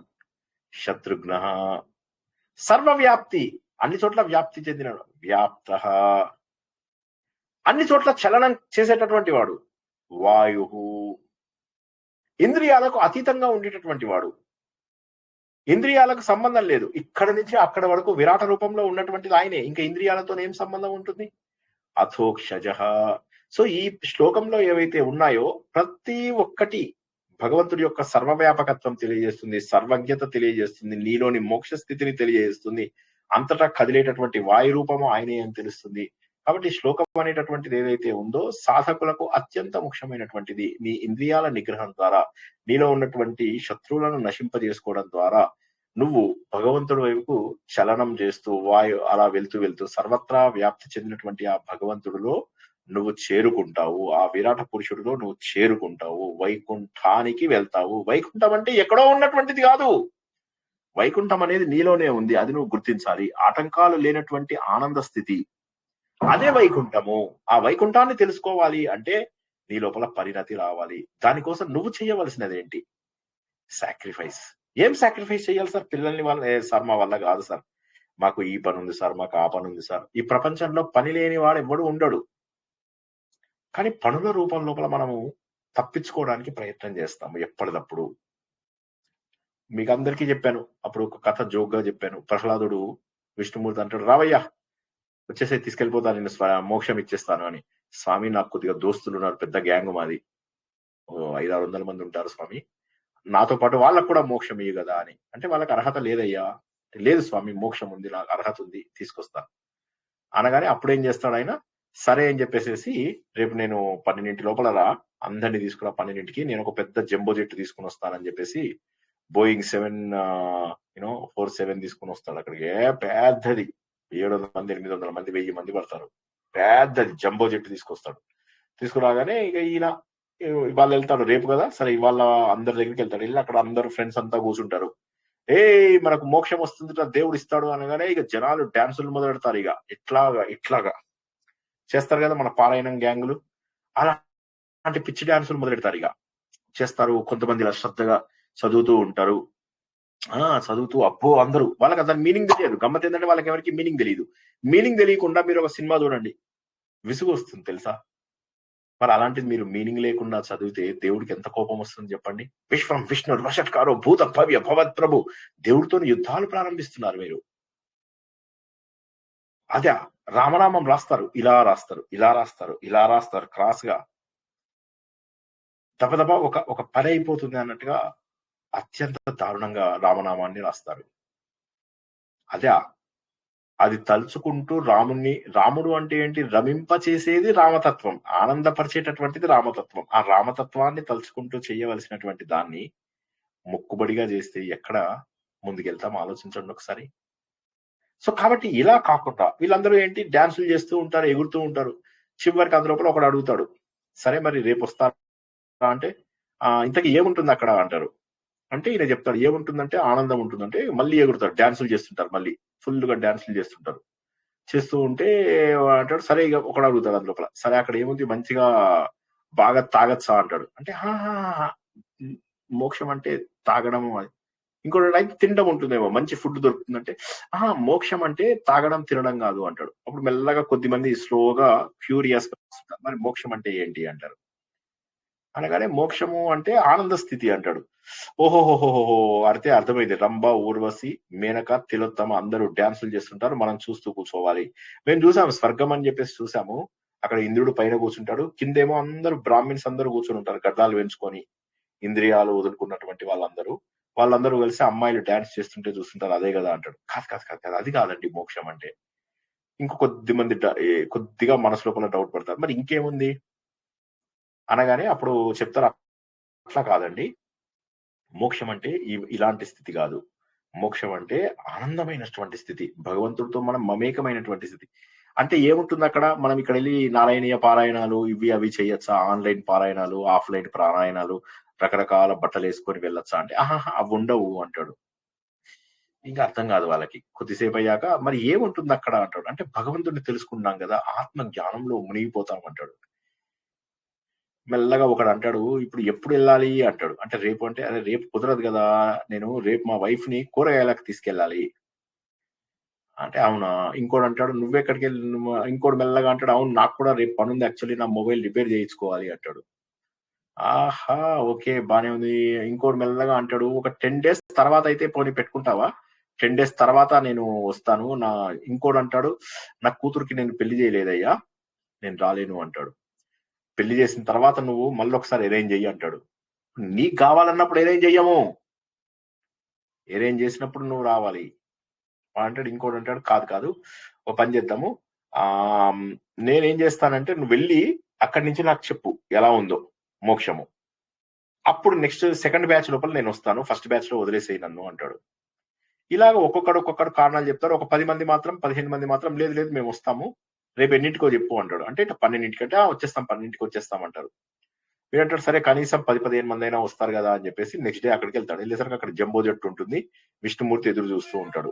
10 అయింది, 11 అయింది, 12 అయింది, ఎవరు రాడు. వీడు మళ్ళీ సెల్ ఫోన్ తీసుకొని అందరికి కాల్ చేస్తాడు. అరే నేను అంటే, ఎవరు నువ్వు అంటే, ప్రహ్లాదుని మాట్లాడుతున్నాను, ఇట్లా హిరణ్యకశిపుని కొడుకుని. సో మరి ఏంటి మీరు ఎవరు రాలేదేంటి, మోక్షం కోసము దేవుడు తీసుకెళ్తున్నాడు అంటే, లాస్ట్ మినిట్ లో పని పడింది అని ఒకడు అంటాడు. ఒకడు ఫోన్ ఎత్తాడు, ఇంకో రకంగా మాట్లాడతాడు. దేవుడు అంటాడు, సరే ఒకళ్ళిద్దరు ఫోన్లు లేపలేదంటే ఆన్ ద వే ఉండుంటారు, బైక్ మీద ఉన్నప్పుడు జనరల్లీ వెళ్ళి ఫోన్లు లేపరు కదా, స్వామి కాసేపు వెయిట్ చేద్దాం ఏమనుకోవద్దంటే, దేవుడు వెయిట్ చేయంటాడు. 1 గంట 2 గంటలు 3 గంటలు 4 గంటలు 4 o'clock కి అందరూ ఎయిర్ హోస్టెస్లు వాళ్ళు వీళ్ళు అందరూ చూస్తూ ఉంటారు, అందరూ వస్తారని చెప్పి లోపలంతా శుభ్రపరుస్తారు అనమాట. ప్రయాణికులకు విజ్ఞప్తి అనుకుంటూ తీరా చూస్తే ఎవడు రాడు లోపలికి. చివరికి దేవుడు అంటాడు, ఇప్పుడు వెళ్దామా అంటాడు. దేవుడా తప్పయింది, సమయం వస్తే తప్ప ఎవరి లోపల ఇది రాదు. వీరి లోపల నిజంగా మోక్ష కాంక్ష లేదు, ఆనందాన్ని సత్యాన్ని తెలుసుకుందామని లేదు. కేవలం ఇన్ని రోజుల పాటు నాతో తిరుగుతుంటే వాళ్ళు కూడా నాతో పాటు భక్తులు అనుకున్నాను. నేను వీళ్ళందరినీ కూడా నారాయణ మంత్రం శ్రీమన్నారాయణ భజనం అని అంటుంటే వాళ్ళు కూడా నాతో పాటు పాడారు. భవబంధాలు దాటుదాం ఇవన్నీ చెప్తే అందరూ కూడా తలకాయ ఊపారు. అందరూ నాతో వస్తారనుకున్నాను స్వామి అంటే, దీన్నే యాక్టింగ్ అంటారు నాయన. వీళ్ళ లోపల నిజమైనటువంటి భక్తి లేదు, నిజమైనటువంటి శ్రద్ధ లేదు. ఆ శ్రద్ధ విశ్వాసాలు లేనటువంటి వారు ఎప్పుడు కూడా వస్తారు అని చెప్పి ఆశించకు. श्रद्धामय विश्वास बढ़ाकर सामाजिक सद्भाव जगाए, अपनी प्रेम परिश्रम के बल भारत में नव सूर्य उगाए, जाग रहा है जन गण मन निश्चित होगा परिवर्तन. అది దేశమైనా గాని ధర్మమైనా గాని శ్రద్ధ విశ్వాసాలు తప్పనిసరి. కానీ శ్రద్ధ విశ్వాసాలు ఉండవు, కేవలం ఒక టైం పాస్. మన ప్రవచనాల్లాగా కొంతమందికి ఇది టైం పాస్. 9 o'clock అయింది, చలో ఇంట్లో వాళ్ళకి చెప్తాడు, మా సార్ ప్రవచనాలు చెప్తాడు, చాలా మంచిగా చెప్తాడు. వీళ్ళకి ప్రవచనం ఇంట్రెస్ట్ ఉంది కాదు, ఇంట్లో వాడు ఎవడు పట్టించుకోడు వీళ్ళని, ఇంట్లో వాళ్ళు అయినటువంటి ఆప్యాయత చూపించారు, విసుగుతోంది జీవము, ఎలా తెలియదు, ఏదో ఇది ఒక చిన్న ఇది. కానీ ఇందులోపల అన్నిటికంటే ఎక్కువ ఆనందం ఉంది. దీనికి వయసుతో సంబంధం లేదు. 30 ఏళ్ళు 20 ఏళ్ళు 40 ఏళ్ళు 50 ఏళ్ళు వయసులో ఉండగా నువ్వు ప్రారంభించకపోతే తెలుసుకోవడం, ఆధ్యాత్మికమైనటువంటిది జ్ఞానాన్ని తెలుసుకోవడం. నేను 37 ఇయర్స్ అప్పుడు నేర్చుకోవడం మొదలెట్టాను. 37 ఇయర్స్ అసలు ఏజే కాదు. మరి ఆ సమయంలో ఎందుకు నేను ఇవి నేర్చుకోవడం ఇష్టం? ఎందుకంటే జ్ఞాన సముపార్జన ఆనందాన్ని కలిగిస్తుంది. జ్ఞానం రాగానే అందరిని వదిలేస్తామా? నేను వైఫ్ని పిల్లల్ని తీసుకుని 30 దేశాలు తిరిగాను. ఎంజాయ్ చేయకుండా ఇవన్నీ చూడకుండా ఉండం మనము. ఏంటంటే నేర్చుకోవడం అనేటటువంటి ఎర్లీ స్టేజ్ లో ప్రారంభమైతే అర్థమవుతుంది. తర్వాత ఎప్పుడైతే మనం ముసలి వాళ్ళం అయిపోతామో 10 సార్లు నువ్వు నోట్స్ రాసినా అర్థమయ్యేటటువంటి అవకాశం లేదు. భగవంతుడు అనుభవం కావాలి అంటే మొదటి నుంచి కొద్దిగా దారిలో వెళ్తే అప్పుడు తెలుస్తుంది. దారిలో వెళ్తున్నాం సార్, మేము ఏకాదశి ఉపవాసాలు ఉంటాం, ద్వాదశి నాడు భయంకరంగా తినేస్తాం సార్, కుంభాలు తినేస్తాం సార్. తర్వాత ఆలయాలకు వెళ్తాం సార్, పక్క వాడిని తోస్తాం, తంతాం, వాళ్ళ కాళ్ళన్న ఇరగొడతాం, దర్శనం మాత్రం చేసుకుని బయటకు వస్తాం. అది పెళ్లి చూపుల సినిమా లోపల వాడు చెప్తాడు, ఏమనుకుంటున్నావు, లిక్కర్ బ్యాన్ చేసిన రోజు కూడా మేము షాప్ లోపల కొట్టి తీసుకొచ్చిన టైమ్స్ ఉన్నాయి. ఒక్క రోజు కూడా ఎక్స్ట్రా మేము పే చేయలేదు. మేము టైంకి రామని అంటావా నువ్వు? టైంకే వస్తాం మేము. ఒక్క రోజు కూడా ఎక్స్ట్రా పేమెంట్ పెట్టి తీసుకురాలేదు తెలుసా? మేము టైంకి వెళ్ళి షాప్ తెరిచే కంటే ముందెళ్ళినాం, షాప్ తెరిచి క్లోజ్ చేసే లోపల తెచ్చుకున్నాం. సో కాబట్టి ఏంటంటే ఏ పనిలో అయినా శ్రద్ధ, విశ్వాసం అనేటటువంటిది కావాలి. అది లేకపోవడం వల్ల ఏమైపోతుందంటే కొత్త విషయాలు తెలుసుకోవడానికి ఇష్టపడరు. ప్రవచనాలు వినడం నుంచి ఏమీ రాదు, అనుభవంలోకి తెచ్చుకోవాలి. అది ఆత్మానుభవంలోకి తెచ్చుకోవాలి.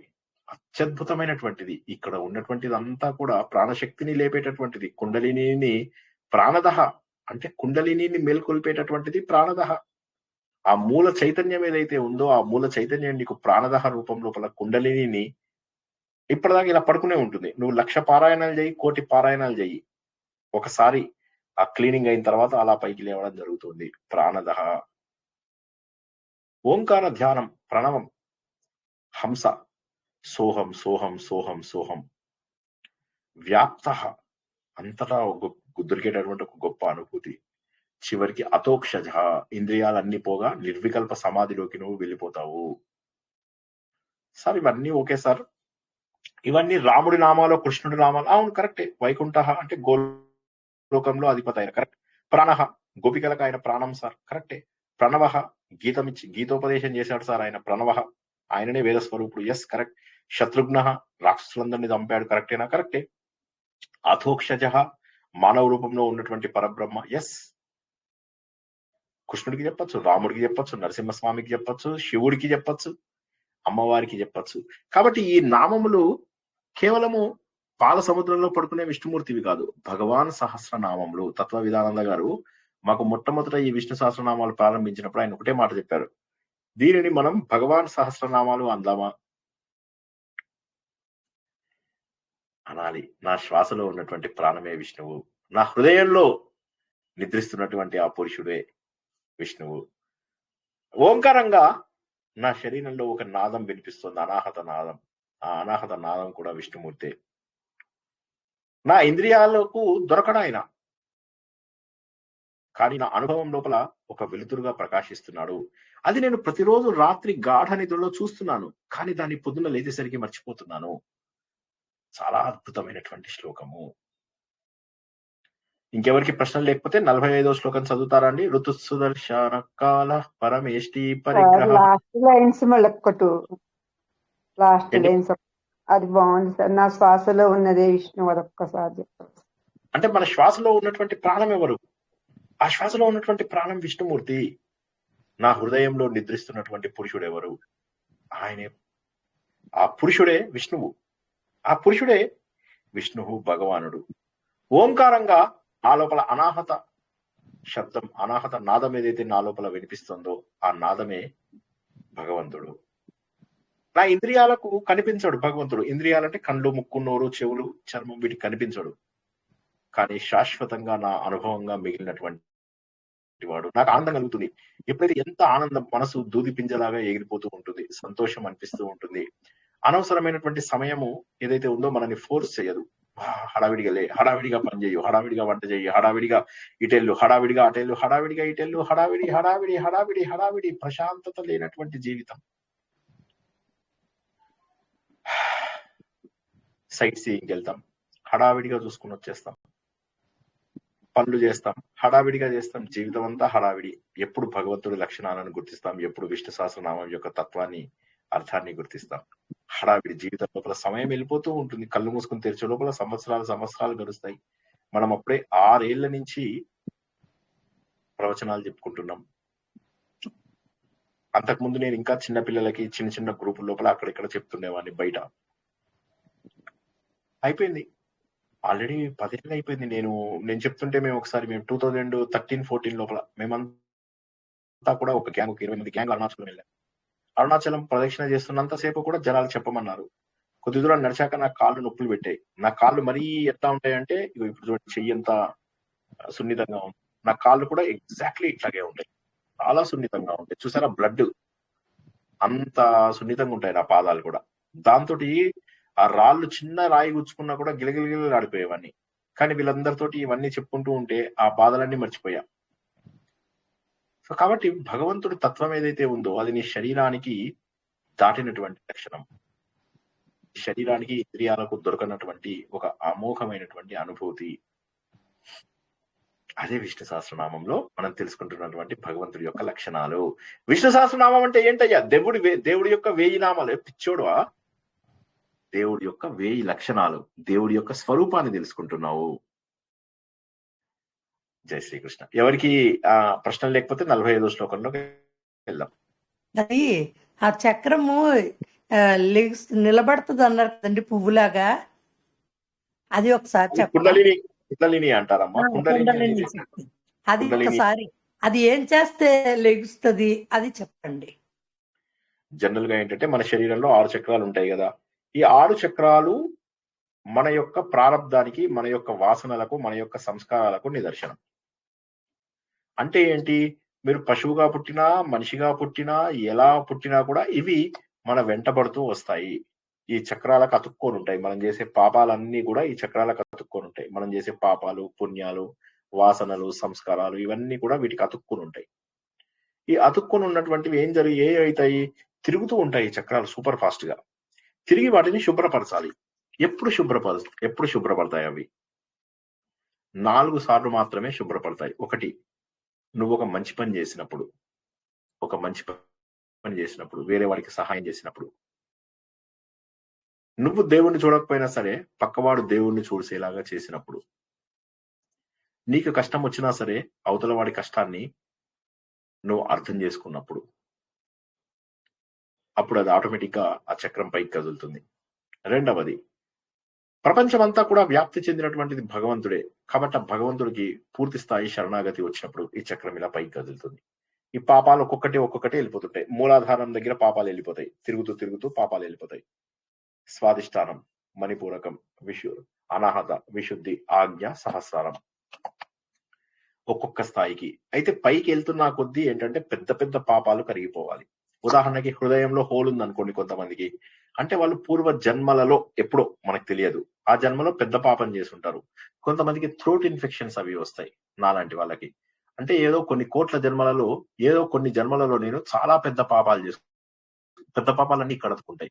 తర్వాత నాకు రెగ్యులర్ గా తలకాయ నొప్పులు వస్తాయి. అంటే ఏంటంటే పెద్ద పాపాలు, అన్నిటికంటే పెద్ద పాపాలు ఇక్కడ అతుక్కుంటాయి. తర్వాత పాపాలు ఇక్కడ అతుక్కుంటాయి. తర్వాత పాపాలు, చిన్న పాపాలు ఇక్కడ మూలాధారం దగ్గర అతుక్కుంటాయి. మూలాధారం దగ్గర అతుక్కున్న పాపాలని తీసేయడం చాలా సులువు. ఇలా పట్టుకొని ఇలా తీసేయచ్చు, ఇలా పట్టుకొని ఇలా తీసేయచ్చు. ఇలా వస్తాయి.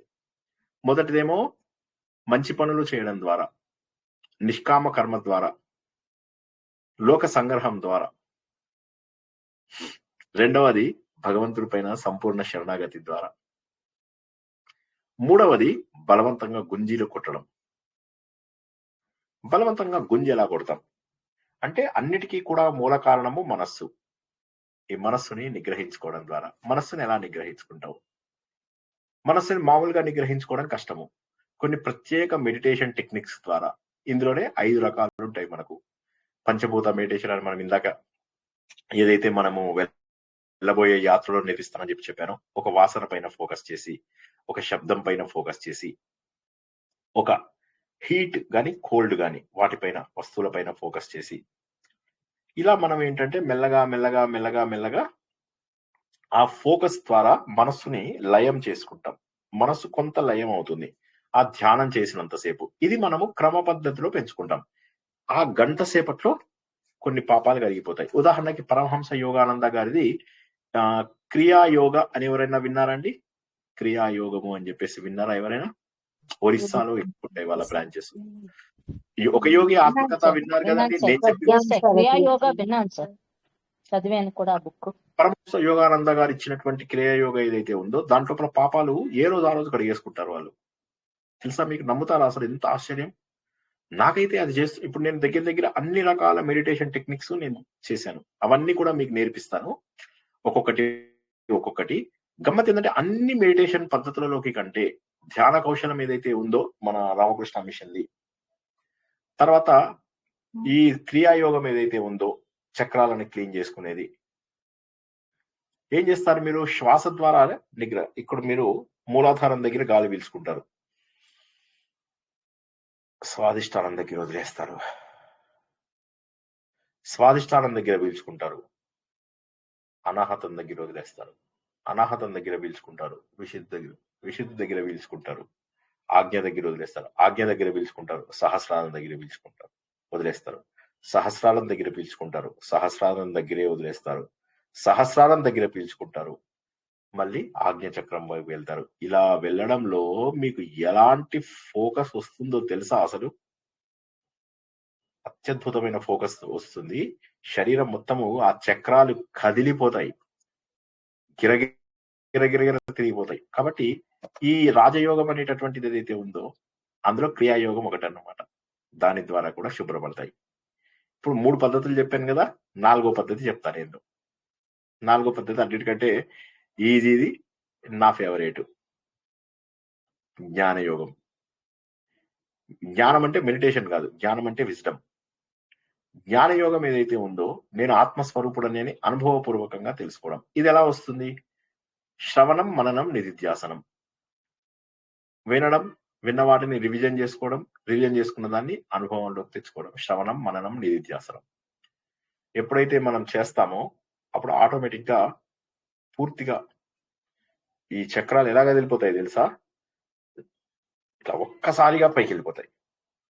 జ్ఞాన యోగంలో ఈ 4 పద్ధతుల ద్వారా మనము కుండలిని జాగృతం చేసి పైన ఉన్నటువంటి పరమేశ్వరుని మనము కలుసుకుంటాము. జై శ్రీకృష్ణ. అర్థమైందా అందరికి? బాగా అర్థమైంది సార్, చాలా బాగా అర్థమైంది. Thank you sir. తర్వాత శ్లోకం చదువుతారా ఎవరైనా? ఋతు సుదర్శన కాల పరమేష్ఠి పరిగ్రహ ఉగ్ర సంవత్సరో దక్షో విశ్రామో విశ్వదక్షిణ. Very good. ఇప్పుడు మనం ఏం చేద్దామంటే ఇవాళ డైరెక్ట్ మీనింగ్ తెలుసుకోవడానికి చూద్దాము. ఋతుహు. ఋతుహు అంటే కాలచక్రం. ఋతువులు, 6 ఋతువులు ఉన్నాడు. ఆ ఋతువుల రూపంలో ఉన్నటువంటి ఇప్పుడు ఈ మొత్తం శ్లోకంలో ఎక్కువగా భగవంతుడి యొక్క టైం, కాల స్వరూపాన్ని తెలియజేస్తాం. ఈ ప్రపంచంలో భగవంతుడు పుట్టినప్పుడు టైం అండ్ స్పేస్ అనేటటువంటివి లేవు. టైం అండ్ స్పేస్ లేనటువంటి దాంట్లో భగవంతుడు టైం అండ్ స్పేస్ ని సృష్టించాడు. ముందు ప్రపంచమంతా కూడా ఒక చైతన్యం వ్యాప్తి చెందింది అని పురుష సూక్తంలో నేర్చుకున్నాం మనం.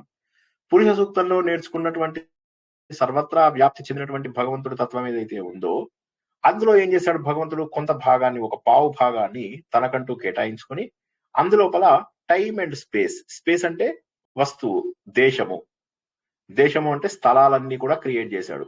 ఈ ప్రపంచాలన్నీ కూడా, గెలాక్సీలన్నీ కూడా ఆయన సృష్టించాడు. రెండవది టైం అంటే కాలము. కాలము అంటే తిరిగేదాన్ని కాలం అంటారు. కాలచక్రం అన్నింటినీ కూడా భక్షించేది, భక్షించేది కాలము. అంటే అన్నింటినీ తన లోపల కలుపుకొని వెళ్ళిపోతుంది కాలము. ఆ కాలంలో మొదటిది ఋతువు. క్రమబద్ధమైనటువంటి అంటే చాలా ఒక డిసిప్లిన్డ్ ప్రకృతి చక్రము. దీన్నే మనము సత్యము, ఋతము అని చెప్పేసి మనం ఎందులోపల తెలుసుకున్నాము? వేదాలలో తెలుసుకున్నాము. సత్యం వదామి, ఋతం వదామి అని చెప్పి తెలుసుకున్నాం. ఋతం అంటే ఈ కాస్మిక్ ఆర్డర్ ఏదైతే ఉందో వేదాల లోపల, ఈ కాస్మిక్ ఆర్డర్ అంటే ఈ ప్రపంచమంతా కూడా ఒక ఉల్లంఘించలేనటువంటి శాసనం, ప్రకృతి ధర్మం ఏదైతే ఉందో అది ఎప్పటికీ మారనటువంటి ప్రకృతి ధర్మంని ఋతము అంటారు. సత్యము అంటే ఏంటి? మారనిదే. మరి రెండింటికి తేడా ఏమిటి? ఋతమునకు సత్యమునకు. ఋతము అనగా ప్రకృతి యొక్క ధర్మము. ఉదాహరణకి నేనున్నాను, నేనేమంటాను? సూర్యుడు నిశ్చలంగా ఉన్నాడు, సూర్యుడు తూర్పు వైపు ఉదయిస్తాడు అంటాను. నాకు సంబంధించినంత వరకే సత్యం అది, కానీ ప్రకృతి ధర్మం అది కాదు. సూర్యుడు కూడా తిరుగుతూ ఉంటాడు, అది ఋతం. నాకు సంబంధించినంత వరకు సూర్యుడు తూర్పున ఉదయిస్తాడు, దట్స్ ఇట్, అదే సత్యం. సో సత్యం వేరు, ఋతం వేరు. సత్యము ఋతము రెండూ కూడా మారని తత్వాన్ని తెలియజేసినప్పటికీ కూడా సత్యం లోపల మార్పులు ఉండొచ్చు. ఎందుకంటే నాకు తెలిసింది, నేను అంటాను అనమాట, నాకు తెలుసయ్యా వాడు మంచాడు కాదు అని చెప్తాను. నాకున్న అనుభవాల బట్టి శ్రీనివాస్ మంచాడు కాదు, అది సత్యం. ఋతం ఏంటి? శ్రీనివాస్ లో ఉన్నటువంటిది ఆత్మస్వరూపం, అది ఋతం. అర్థం కాని వాళ్ళు అడగండి ఒక్కసారి. ఋతంలోంచి ఋతుహు అనేటటువంటి పదం వచ్చింది. అర్థం కాని వాళ్ళు అడగండి. చెప్పండి సార్, ఒకసారి చెప్పండి సార్. ఒకసారి చెప్పరండి. ఋతం అంటే ఋతువు. ఋతం అంటే ఏంటి? శ్రీనివాస్ లో ఋతము అంటే మారనిది. ఓకేనా? సింపుల్. ఋతం అంటే మారదు. సత్యం అంటే ఏంటి? అది కూడా మారదు, అది కూడా మారదు. మరి రెండింటికి తేడా ఏమిటి? ప్రకృతి ధర్మం, మారని ప్రకృతి ధర్మం ఏదైతే ఉందో దాన్ని ఋతం అంటారు. నాకు తెలిసినటువంటి నిజం ఏదైతే ఉందో దాన్ని సత్యం అంటారు. ఉదాహరణకి శ్రీనివాస్ మంచాడు కాదు, ఇది సత్యం. ఋతం ఏంటి? శ్రీనివాస్ లోపల శ్రీనివాస్ ఆత్మస్వరూపుడు, అలా ఉన్నది ఆత్మ, అది కరెక్టే కదా. ప్రకృతి ధర్మం ప్రకారం నాలో ఆత్మ ఉండాలి, అది ఋతము. శ్రీనివాస్ మంచివాడు కాదు, మంచివాడు అనేటటువంటిది సత్యమా కాదా అనేది నాకు ఒక వ్యక్తికి సంబంధించినటువంటిది. అది సత్యం అవ్వకపోవడానికి కూడా అవకాశం ఉంది. సత్యం అంటే నాకు సంబంధించినంత వరకు మాత్రమే సత్యం అది, కానీ ప్రకృతి నియమం ప్రకారం సత్యమైన దాన్ని ఋతం అంటారు.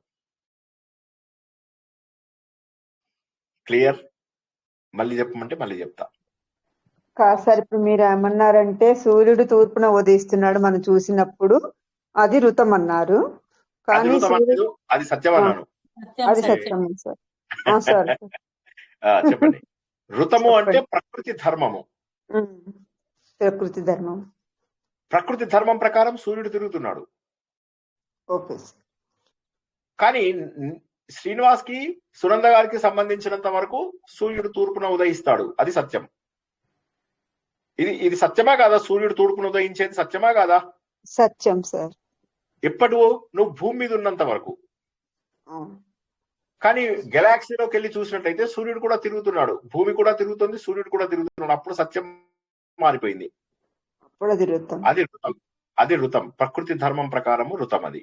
సత్యం అంటే నాకు సంబంధించినంత వరకు, నాకు సంబంధించిన వరకు ఆ వ్యక్తి మంచివాడు కాదు అన్నాను అనుకోండి, అది సత్యం అని నాకు సత్యం అది. కానీ ప్రపంచం యూనివర్సల్ ధర్మం ప్రకారం అది సత్యం కాకపోవచ్చు. సో ఋతం అనేది ఏంటంటే ప్రకృతి యొక్క నియమం, ప్రకృతి యొక్క నియమం ప్రకారం. సో ఈ ఋతువు అనేటటువంటిది దాని నుంచి ఏర్పడినటువంటిది. అంటే ఏదైతే వసంత ఋతువు, గ్రీష్మ ఋతువు, వర్ష ఋతువు, శరద్ ఋతువు, హేమంత ఋతువు, శిశిర ఋతువు, ఇవన్నీ కాలచక్రంలో ఏవైతే ఉన్నాయో ఇది ప్రకృతి యొక్క ధర్మము. ఒక క్రమ పద్ధతి లోపల ఋతువులు వస్తాయి. ఇవి ఏవో సడన్ గా యాక్సిడెంటల్ గా వచ్చినవి కాదు, ఇవి క్రమ పద్ధతిలో వస్తున్నాయి. అర్థమైందా? అది ఋతువులు అనే దాని మీనింగ్ కూడా తీసుకోవచ్చు. అర్థమైందా? మళ్ళీ ఒకసారి చెప్పాలా సార్? ప్రకృతి నియమం ప్రకారం ఉన్న సత్యాన్ని ఋతం అంటారు. మనం సత్యాన్ని చూస్తున్నాము, అది ప్రకృతి నియమం ప్రకారం ఉన్నది, అది ఋతం, దాన్ని ఋతం అంటారు. మన ప్రకారం ఏదైతే సత్యం ఉందో, అంటే ఫర్ ఎగ్జాంపుల్ సూర్యుడు అదే ఈస్ట్ లో రైజ్ అవుతాడు అనేది మనం చూస్తున్నాము, మనం ఇక్కడ ఉన్నన్నాళ్ళు మనకు అది సత్యం కింద కనబడుతుంది. సో దాన్ని సత్యం అంటారు. ఇది నేను మనిషిని, శ్రీనివాస్ మనిషి, సత్యమా కాదా? సత్యం. మీ అందరికి సంబంధించినంత వరకు అది సత్యం, అవునా? శ్రీనివాస్ ఆత్మస్వరూపుడు అన్నారు అనుకోండి, అది ఋతం. శ్రీనివాసు మనిషి అంటే చెప్పలేము. ఇప్పుడు మనిషి వచ్చే జన్మ లోపల ఎలా పుడతాడో తెలియదు. దోమ, ఈగ, చీమ, కుక్క, ఆవు, దేవుడు ఏదన్నా అవ్వచ్చు. కాబట్టి శ్రీనివాస్ మనిషి అంటే టెంపరీగా మాత్రమే సత్యం, అది ఇప్పుడు మనకు సంబంధించినటువంటి పరిస్థితుల ప్రకారం. ఓకే. తర్వాతది సుదర్శన. సు ప్లస్ దర్శనము, మంచి దర్శనము, శుభ దర్శనము, క్లియర్ వ్యూ. శుభ దర్శనము అంటే భగవంతుడి యొక్క రూపము చాలా మంచిది, ఆయనను దర్శనం చేసుకుంటే చాలా మంచిది అనేటటువంటిది. అయితే ఇంకొకటి ఏంది, సుదర్శనం అనేది తిరిగేది కూడా, సుదర్శన చక్రం కూడా అవ్వచ్చు. అంటే ఇది కూడా మళ్ళీ కాలచక్రాన్ని తెలియజేస్తుంది. ఇంకోటి సుదర్శనం, నువ్వు ప్రకృతిని సరిగా చూడాలి అంటే కనిపించేదే ఈ జగత్తంతా కూడా అశాశ్వతము. నా జ్ఞాన చక్షువులతో చూసినప్పుడు ఈ ప్రపంచము శాశ్వతం కాదు, ఈ ప్రపంచం వెనుక ఉన్నటువంటి చైతన్యం శాశ్వతం అని తెలుసుకోవడము సుదర్శనము. సరిగ్గా దర్శనం చేసుకోవయ్యా. ఇప్పుడు నువ్వు ఉన్నటువంటిది కళ, ఈ కళలో ఉన్నటువంటిది అంతా కూడా అబద్ధపు దర్శనం. దీన్ని సరైనటువంటి దర్శనం చేసుకున్నప్పుడు ఈ ప్రపంచం అంతా కూడా కళ అని చెప్పి తెలుస్తుంది. కళలో ఉన్నప్పుడు సుదర్శనం చేసుకోలేవు, కళలోంచి బయటకు వచ్చిన తర్వాతే సుదర్శనము. దర్శనం అంటే సరైనటువంటి అవగాహన, కళ్ళు తెరుచుకోవడం అన్నమాట. సుదర్శనం కళ్ళు తెరుచుకోవడము, అజ్ఞానాన్ని తొలగించుకుని సత్యాన్ని తెలుసుకోవడమే సుదర్శనము. క్లియరా? వచ్చే వారం ఎలాగో తెలుసుకుంటాము, బట్ ఇవాళకి ఇప్పటికి అర్థమైందా లేదా? Hello, yes sir. అజ్ఞానాన్ని తొలగించి సత్యాన్ని తెలుసుకోవడమే సుదర్శనం. అంటే మంచి దర్శనం. సు అంటే మంచి, దర్శనం అంటే దర్శనము, దర్శించుకోవడము. అయితే ఈ చక్రం అని కూడా అనుకోవచ్చు దీన్ని. సుదర్శన చక్రం కూడా తిరుగుతూ ఉంటుంది, అంటే కాలచక్రం లాగానే ఇందాక చెప్పినట్టుగానే చక్రం కూడా తిరుగుతూ ఉంటుంది. అది కూడా ఒక అర్థం తెలుసుకోవచ్చు. చక్కగా తిప్పబడేది, ఈ ప్రపంచం అంతా కూడా చక్కగా తిప్పబడుతుంది అని కూడా ఒక అర్థం తెలుసుకోవచ్చు. మూడవది కాలహ. కాలహ అంటే సమయం. కాలము అన్నింటినీ కూడా భక్షిస్తుంది, అంటే మార్పు చెందేటటువంటిది. ఇప్పుడు ఉదాహరణకి కాలము ఇవాళ ఉన్నట్టుగా రేపు ఉండను, రేపు ఉన్నట్టుగా ఎల్లుండి ఉండను. ఇవాళ ఉన్న ఓపిక రేపు ఉండదు, రేపున్న ఓపిక ఎల్లుండి ఉండదు. కాబట్టి కాలము అనేటటువంటిది పరిణామ శక్తి, మార్పును చెందించే శక్తి. కాలము అంటే మార్పును చెందించే శక్తి, పరిణామ శక్తి. కాలం అంటే ఒకటేమో సమయము, ఒకటేమో మార్పు చెందించే శక్తి. నా లోపల మార్పు వస్తుంది. బేబీగా ఉన్నాను, పెద్దవాడిని అయ్యాను, యువకుడిని అయ్యాను, మధ్య వయస్కుని అయ్యాను. ఇట్లా మనం ఏదైతే అనుకుంటామో ఇలాగా వృద్ధుడం అయ్యాము. ఇవన్నీ కూడా ఏవైతే ఉన్నాయో పరిణామం, చేంజ్ చేయగలిగేటటువంటి శక్తిని కూడా కాలం అని అంటారు. ఇంకోటి ఏంది, ఆయన ఏం చేస్తాడు, ఈ కాలంని నేను అని చెప్పేసి చెప్తాడు మనకు 11వ అధ్యాయంలో. నువ్వెవరివి అంటే కాలోస్మి లోక క్షయకృత్, లోకమంతా కూడా నాశనం చేస్తాను, నేను కాల అస్మి, నేను కాలుడను, లోక క్షయకృత్, ఈ లోకమంతా కూడా క్షయం చేయడానికి వచ్చాను, నాశనం చేయడానికి వచ్చాను. కాలం అనేటటువంటిది సృష్టిస్తుంది, పెంచి పోషిస్తుంది, క్షీణింపజేస్తుంది. కాలమే దేవుడు, జీవోడి, పుట్టించేది, ఉంచేది, నాశనం చేసేది కూడా కాలమే జీవోడి. క్లియర్? కాలం అంటే క్లియరా? Yes sir. పరమ ఇష్టి, పరమేష్ఠి, పరమ ఇష్ట. పరమ అంటే ఉన్నత పదము, ఇష్టి అంటే తిష్ట వేసుకోవడం, అంటే ఉన్నత స్థానం లోపల కూర్చోవడాన్ని పరమేష్ఠి అంటారు. అత్యున్నతమైనటువంటి స్థానంలో ఉన్నవాడు పరమేష్ఠి అంటారు. పరమేష్ఠి, పరమ తిష్టతి, పరమే తిష్టతి ఇది పరమేష్ఠి. ఉన్నతమైనటువంటి స్థానం, అన్నిటికంటే కూడా ఉన్నతమైనటువంటి మార్గంలో ఉన్నాడు. మనము వైకుంఠ పాలి ఆడినప్పుడు ఏమంటాము, పరమపద సోపాన పఠము అంటాము. పరమపదానికి మెట్ల దారిలో వెళ్ళడమే పరమపద సోపాన పటము. సో ఆ పరమ పదం ఏదైతే ఉందో అది మహోన్నతమైనటువంటి ఆ పరమ పదమే పరమేష్ఠి, భగవంతుడు ఉండేటటువంటి స్థానము. Clear? Yes or no? Yes sir, yes sir. పరమేష్ఠి. పరిగ్రహ, పరిగ్రహించడము అంటే ఏంటంటే ఆశ్రయించడం, అందరికీ కూడా ఆశ్రయం ఇచ్చేవాడు. అంటే ఏంటి, మనం గోవర్ధన పర్వతాన్ని కనుక తీసుకున్నట్లయితే అదే పరిగ్రహము. పరిగ్రహం అంటే యాక్సెప్ట్ చేయడం, పరిగ్రహం అంటే ఆశ్రయించడం. అందరినీ ఆశ్రయించుంటాడు ఆయన, అందరికీ ఆశ్రయాన్ని కల్పిస్తాడు. గజేంద్రుడు కావచ్చు, ద్రౌపది కావచ్చు, ప్రహ్లాదుడు కావచ్చు, వీళ్ళందరి మాటలని ఒప్పుకున్నాడు ఆయన. ఏమన్నాడు, స్వామి 1000 మంది వస్తున్నారు నా గ్యాంగ్ అంటే 1000 మంది కోసం ఆయన ఎదురు చూశాడు. ఆ 1000 మందిని ఆయన ఎదురు చూశాడు, వస్తారని. పాపం రాలేదు, కానీ భగవంతుడు భక్తుడిని బాధ పెట్టలేదు. పరిగ్రహ, నువ్వు ఎలా చెప్తే అలా ఒప్పుకుంటాడు. సరే కానివయ్యా, వెయిట్ చేస్తాను. పరిగ్రహం అంటే ఇంకోటి ఏంటి, చుట్టూరా ఉండడం అన్నమాట. నిన్ను ఆశ్రయించుకొని ఉంటాడు, నీ చుట్టూరా ఉన్నాడు. ఇది నా వేలు నేననుకోండి, పరిగ్రహం. గ్రహము, పరిగ్రహం, పరిమితి, అవునా? పరిమితి అని కూడా విన్నారు కదా. అట్లా ఇవన్నీ పరి అంటే దాని చుట్టూరా ఆవరించుకున్నటువంటి వాడు, ఆశ్రయం ఉంచినటువంటి వాడు పరిగ్రహ. నెక్స్ట్ ఉగ్రహ. ఉగ్రహ అంటే ఉత్గ్రహ అంటే ఉన్నత స్థానంలోంచి నిన్ను గ్రహించేవాడు, పై స్థానంలోంచి నిన్ను తీసుకెళ్లేవాడు అని ఉగ్రహ అని ఒక మీనింగ్ చెప్పచ్చు. ఇంకోటి ఉగ్రహ అంటే బాగా కోపం ఉన్న వ్యక్తి. మా సారు బాగా ఉగ్ర నరసింహుడు మా సారు. ఉగ్రహ, భయంకరుడు. ఇంకోటి ఏంటి ఉత్గ్రహ అంటే ఉన్నత స్థానంలోంచి నిన్ను పైకి తీసుకెళ్లేటటువంటి వాడు. ఉదాసీనం లోపల కూడా మనం చెప్పుకున్నాం ఉత్ ఆసీనుడు అని చెప్పి. అలాగే ఇక్కడ ఉత్ గ్రహం అంటే గ్రహించడం, ఉన్నత స్థానం నుంచి నిన్ను గ్రహిస్తాడు అంటే పైన ఉన్నాడు ఆయన, నువ్వెక్కడో కింద ఉన్నావు, నిన్ను గ్రహించి తన లోపల కలుపుకుంటాడు. ఉగ్రహ. సంవత్సర. సంవత్సర అంటే ఏంటి? కాలచక్రం అంతా ఆయన రూపము, అన్ని ఆయన లోపల నివసించి ఉన్నాయి. సంవత్సరం అంటే ఇయర్ మొత్తం లాంగ్ అని ఒక మీనింగు. సో ఒకటేమో ఇయర్ లాంగ్ అని ఒక మీనింగు, ఇంకోటేమో ఉన్న వాళ్ళందరూ సమ్యక్ ఆయన లోపల వత్సలుగా ఉన్నారు, ఆయన లోపల నివసించి ఉన్నాము, మనమంతా ఆయన లోపల నివసించి ఉన్నాము అనే దానికి సంవత్సరమే. చక్కగా నివసించి ఉన్నాము భగవంతుడిలో అంటే సంవత్సరము. సంవత్సరం అంటే కాలస్వరూపం. ఇందులో కాలస్వరూపాలు ఎక్కువ వస్తాయని చెప్పారు. టైం, సంవత్సరం, ఇయర్ మొత్తము కూడా ఆయననే అంటే కాలచక్రం అంతా కూడా భగవంతుడి స్వరూపమే. చివరగా దక్ష. దక్ష అంటే క్యాపబుల్ పర్సన్. ఆయన దక్షుడండి, చాలా దక్షుడు, క్యాపబుల్ పర్సన్. ఈ ప్రపంచంలో ఇన్ని పనులు ఇంత అద్భుతంగా, సూక్ష్మ పని నుంచి స్థూల పనుల వరకు ఇంత అద్భుతంగా ఎలా జరుగుతున్నాయి? ఎందుకంటే భగవంతుడు ఎవరైతే ఉన్నాడో ఆయన సమర్థుడు, ఆయన క్యాపబుల్ పర్సన్, ఆయన నిపుణుడు, ఆ పరిపూర్ణమైనటువంటి నిర్వహణ శక్తి తెలిసిన వాడు కాబట్టి ఆయన దక్షుడు. మనం చిన్న చిన్న పనులు చేయడానికి అమ్మా అయ్యా అంటాం. తర్వాతది విశ్రామ. విశ్రామ అంటే రెస్ట్.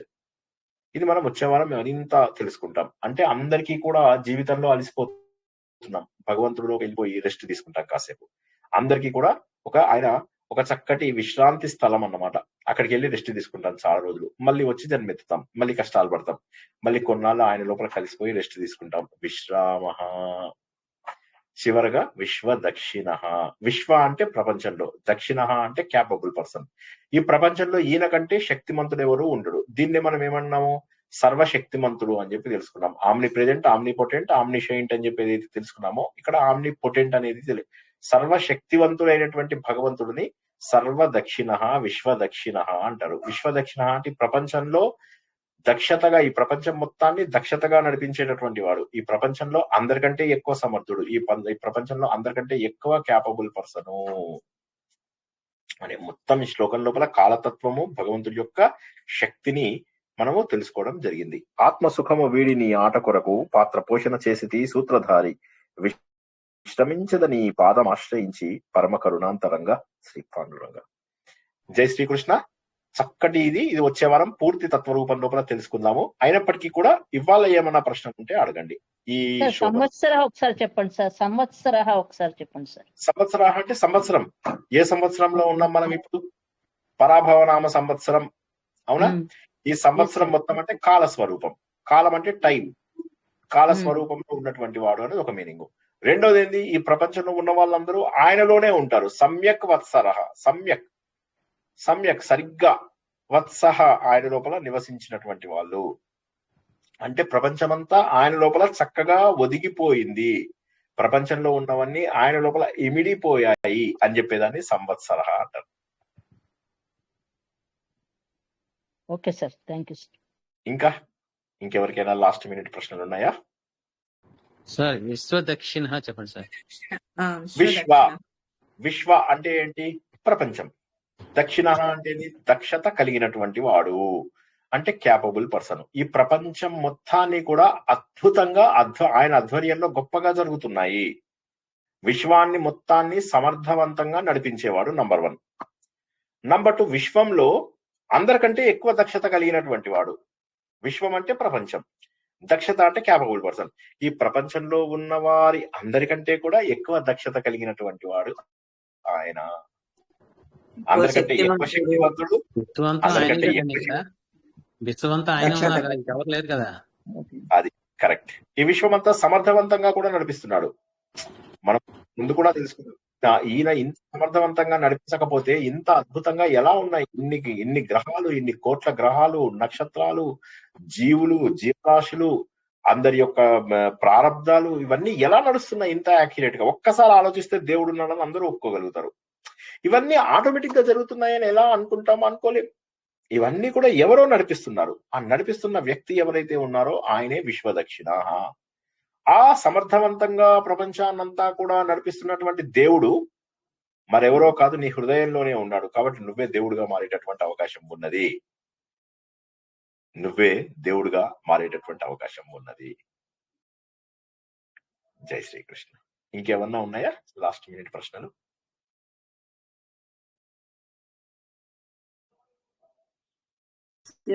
ఒకసారి చెప్తారు. విశ్రామ. అలసిపోతామా లేదా మనం జీవితంలో? చెప్పండి. ఎవ్రీ టైం అలసిపోతున్నామా లేదా? శాంతి, మనకి ప్రశాంతత ఇచ్చేవాడు, విశ్రాంతి ఇచ్చేవాడు. అలసిపోతున్నాం కదా జీవితంలో. ఇప్పుడు 1 hour ప్రవచనం విన్నాం, అలసిపోయామా లేదా? చెప్పండి. అలసిపోయిన తర్వాత వెంటనే విశ్రాంతి కావాలా లేదా? చెప్పండి. వెంటనే నిద్రలోకి వెళ్ళిపోతాం. ఆ విశ్రామం ఎవరిస్తున్నారు మనకు? భగవంతుడే కదా. Rest in peace.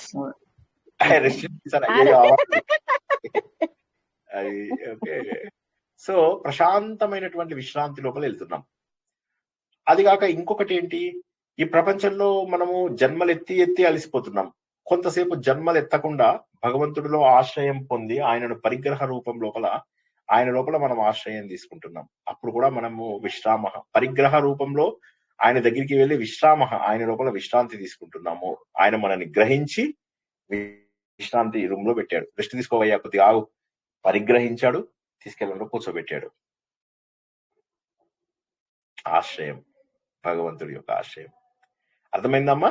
ఎవరు అడిగారో వాళ్ళకి. Okay sir. సార్ చెప్పండి. సునంద గారు చెప్పండి. యక్ష ప్రశ్నలు మాకేంటో ఏం అర్థం కాలేదు. అది అంటే ఎలా చెప్పాలి? అది ధర్మము, అది మీరు అన్నారు కదా 5 రకాలుగా అన్నారు కదా. ఓకే, ముందు ఇప్పుడు ఇందులో ప్రశ్నలు ఎవరన్నా అడగండి, తర్వాత మాట్లాడుకుందాం. ఫస్ట్ ఒక్కసారి ఇందులో ప్రశ్నలు ఇంకెవరికైనా ఉన్నాయా?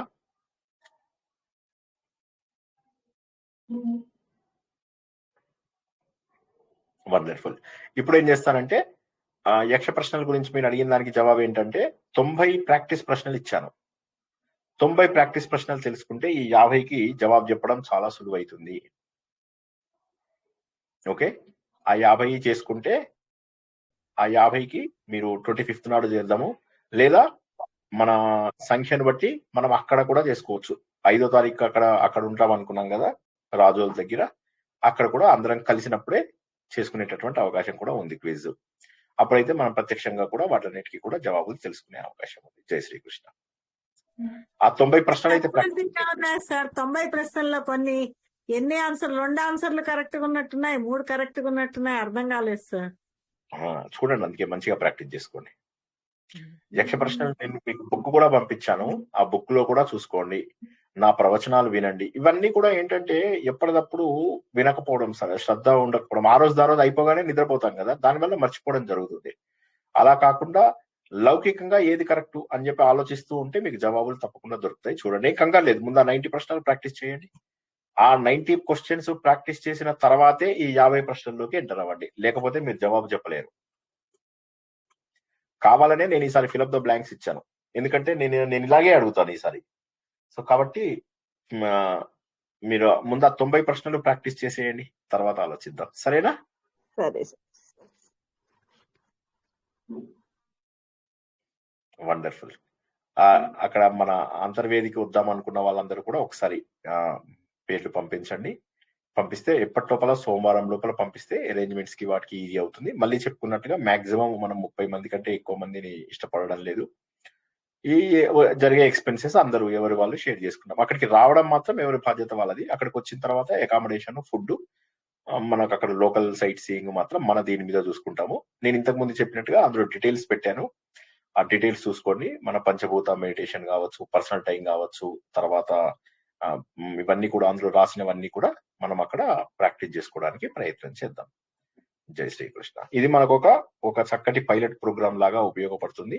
దీన్ని బట్టి మనము ఫ్యూచర్ లో ఎక్కడికి వెళ్ళాలి, కాశీనా, ఉత్తర కాశీనా, ఎక్కడికి వెళ్తే మీరు అందరూ స్టేబుల్ గా ఉండగలుగుతారు, అవన్నీ కూడా ప్లాన్ చేసి చేద్దాం.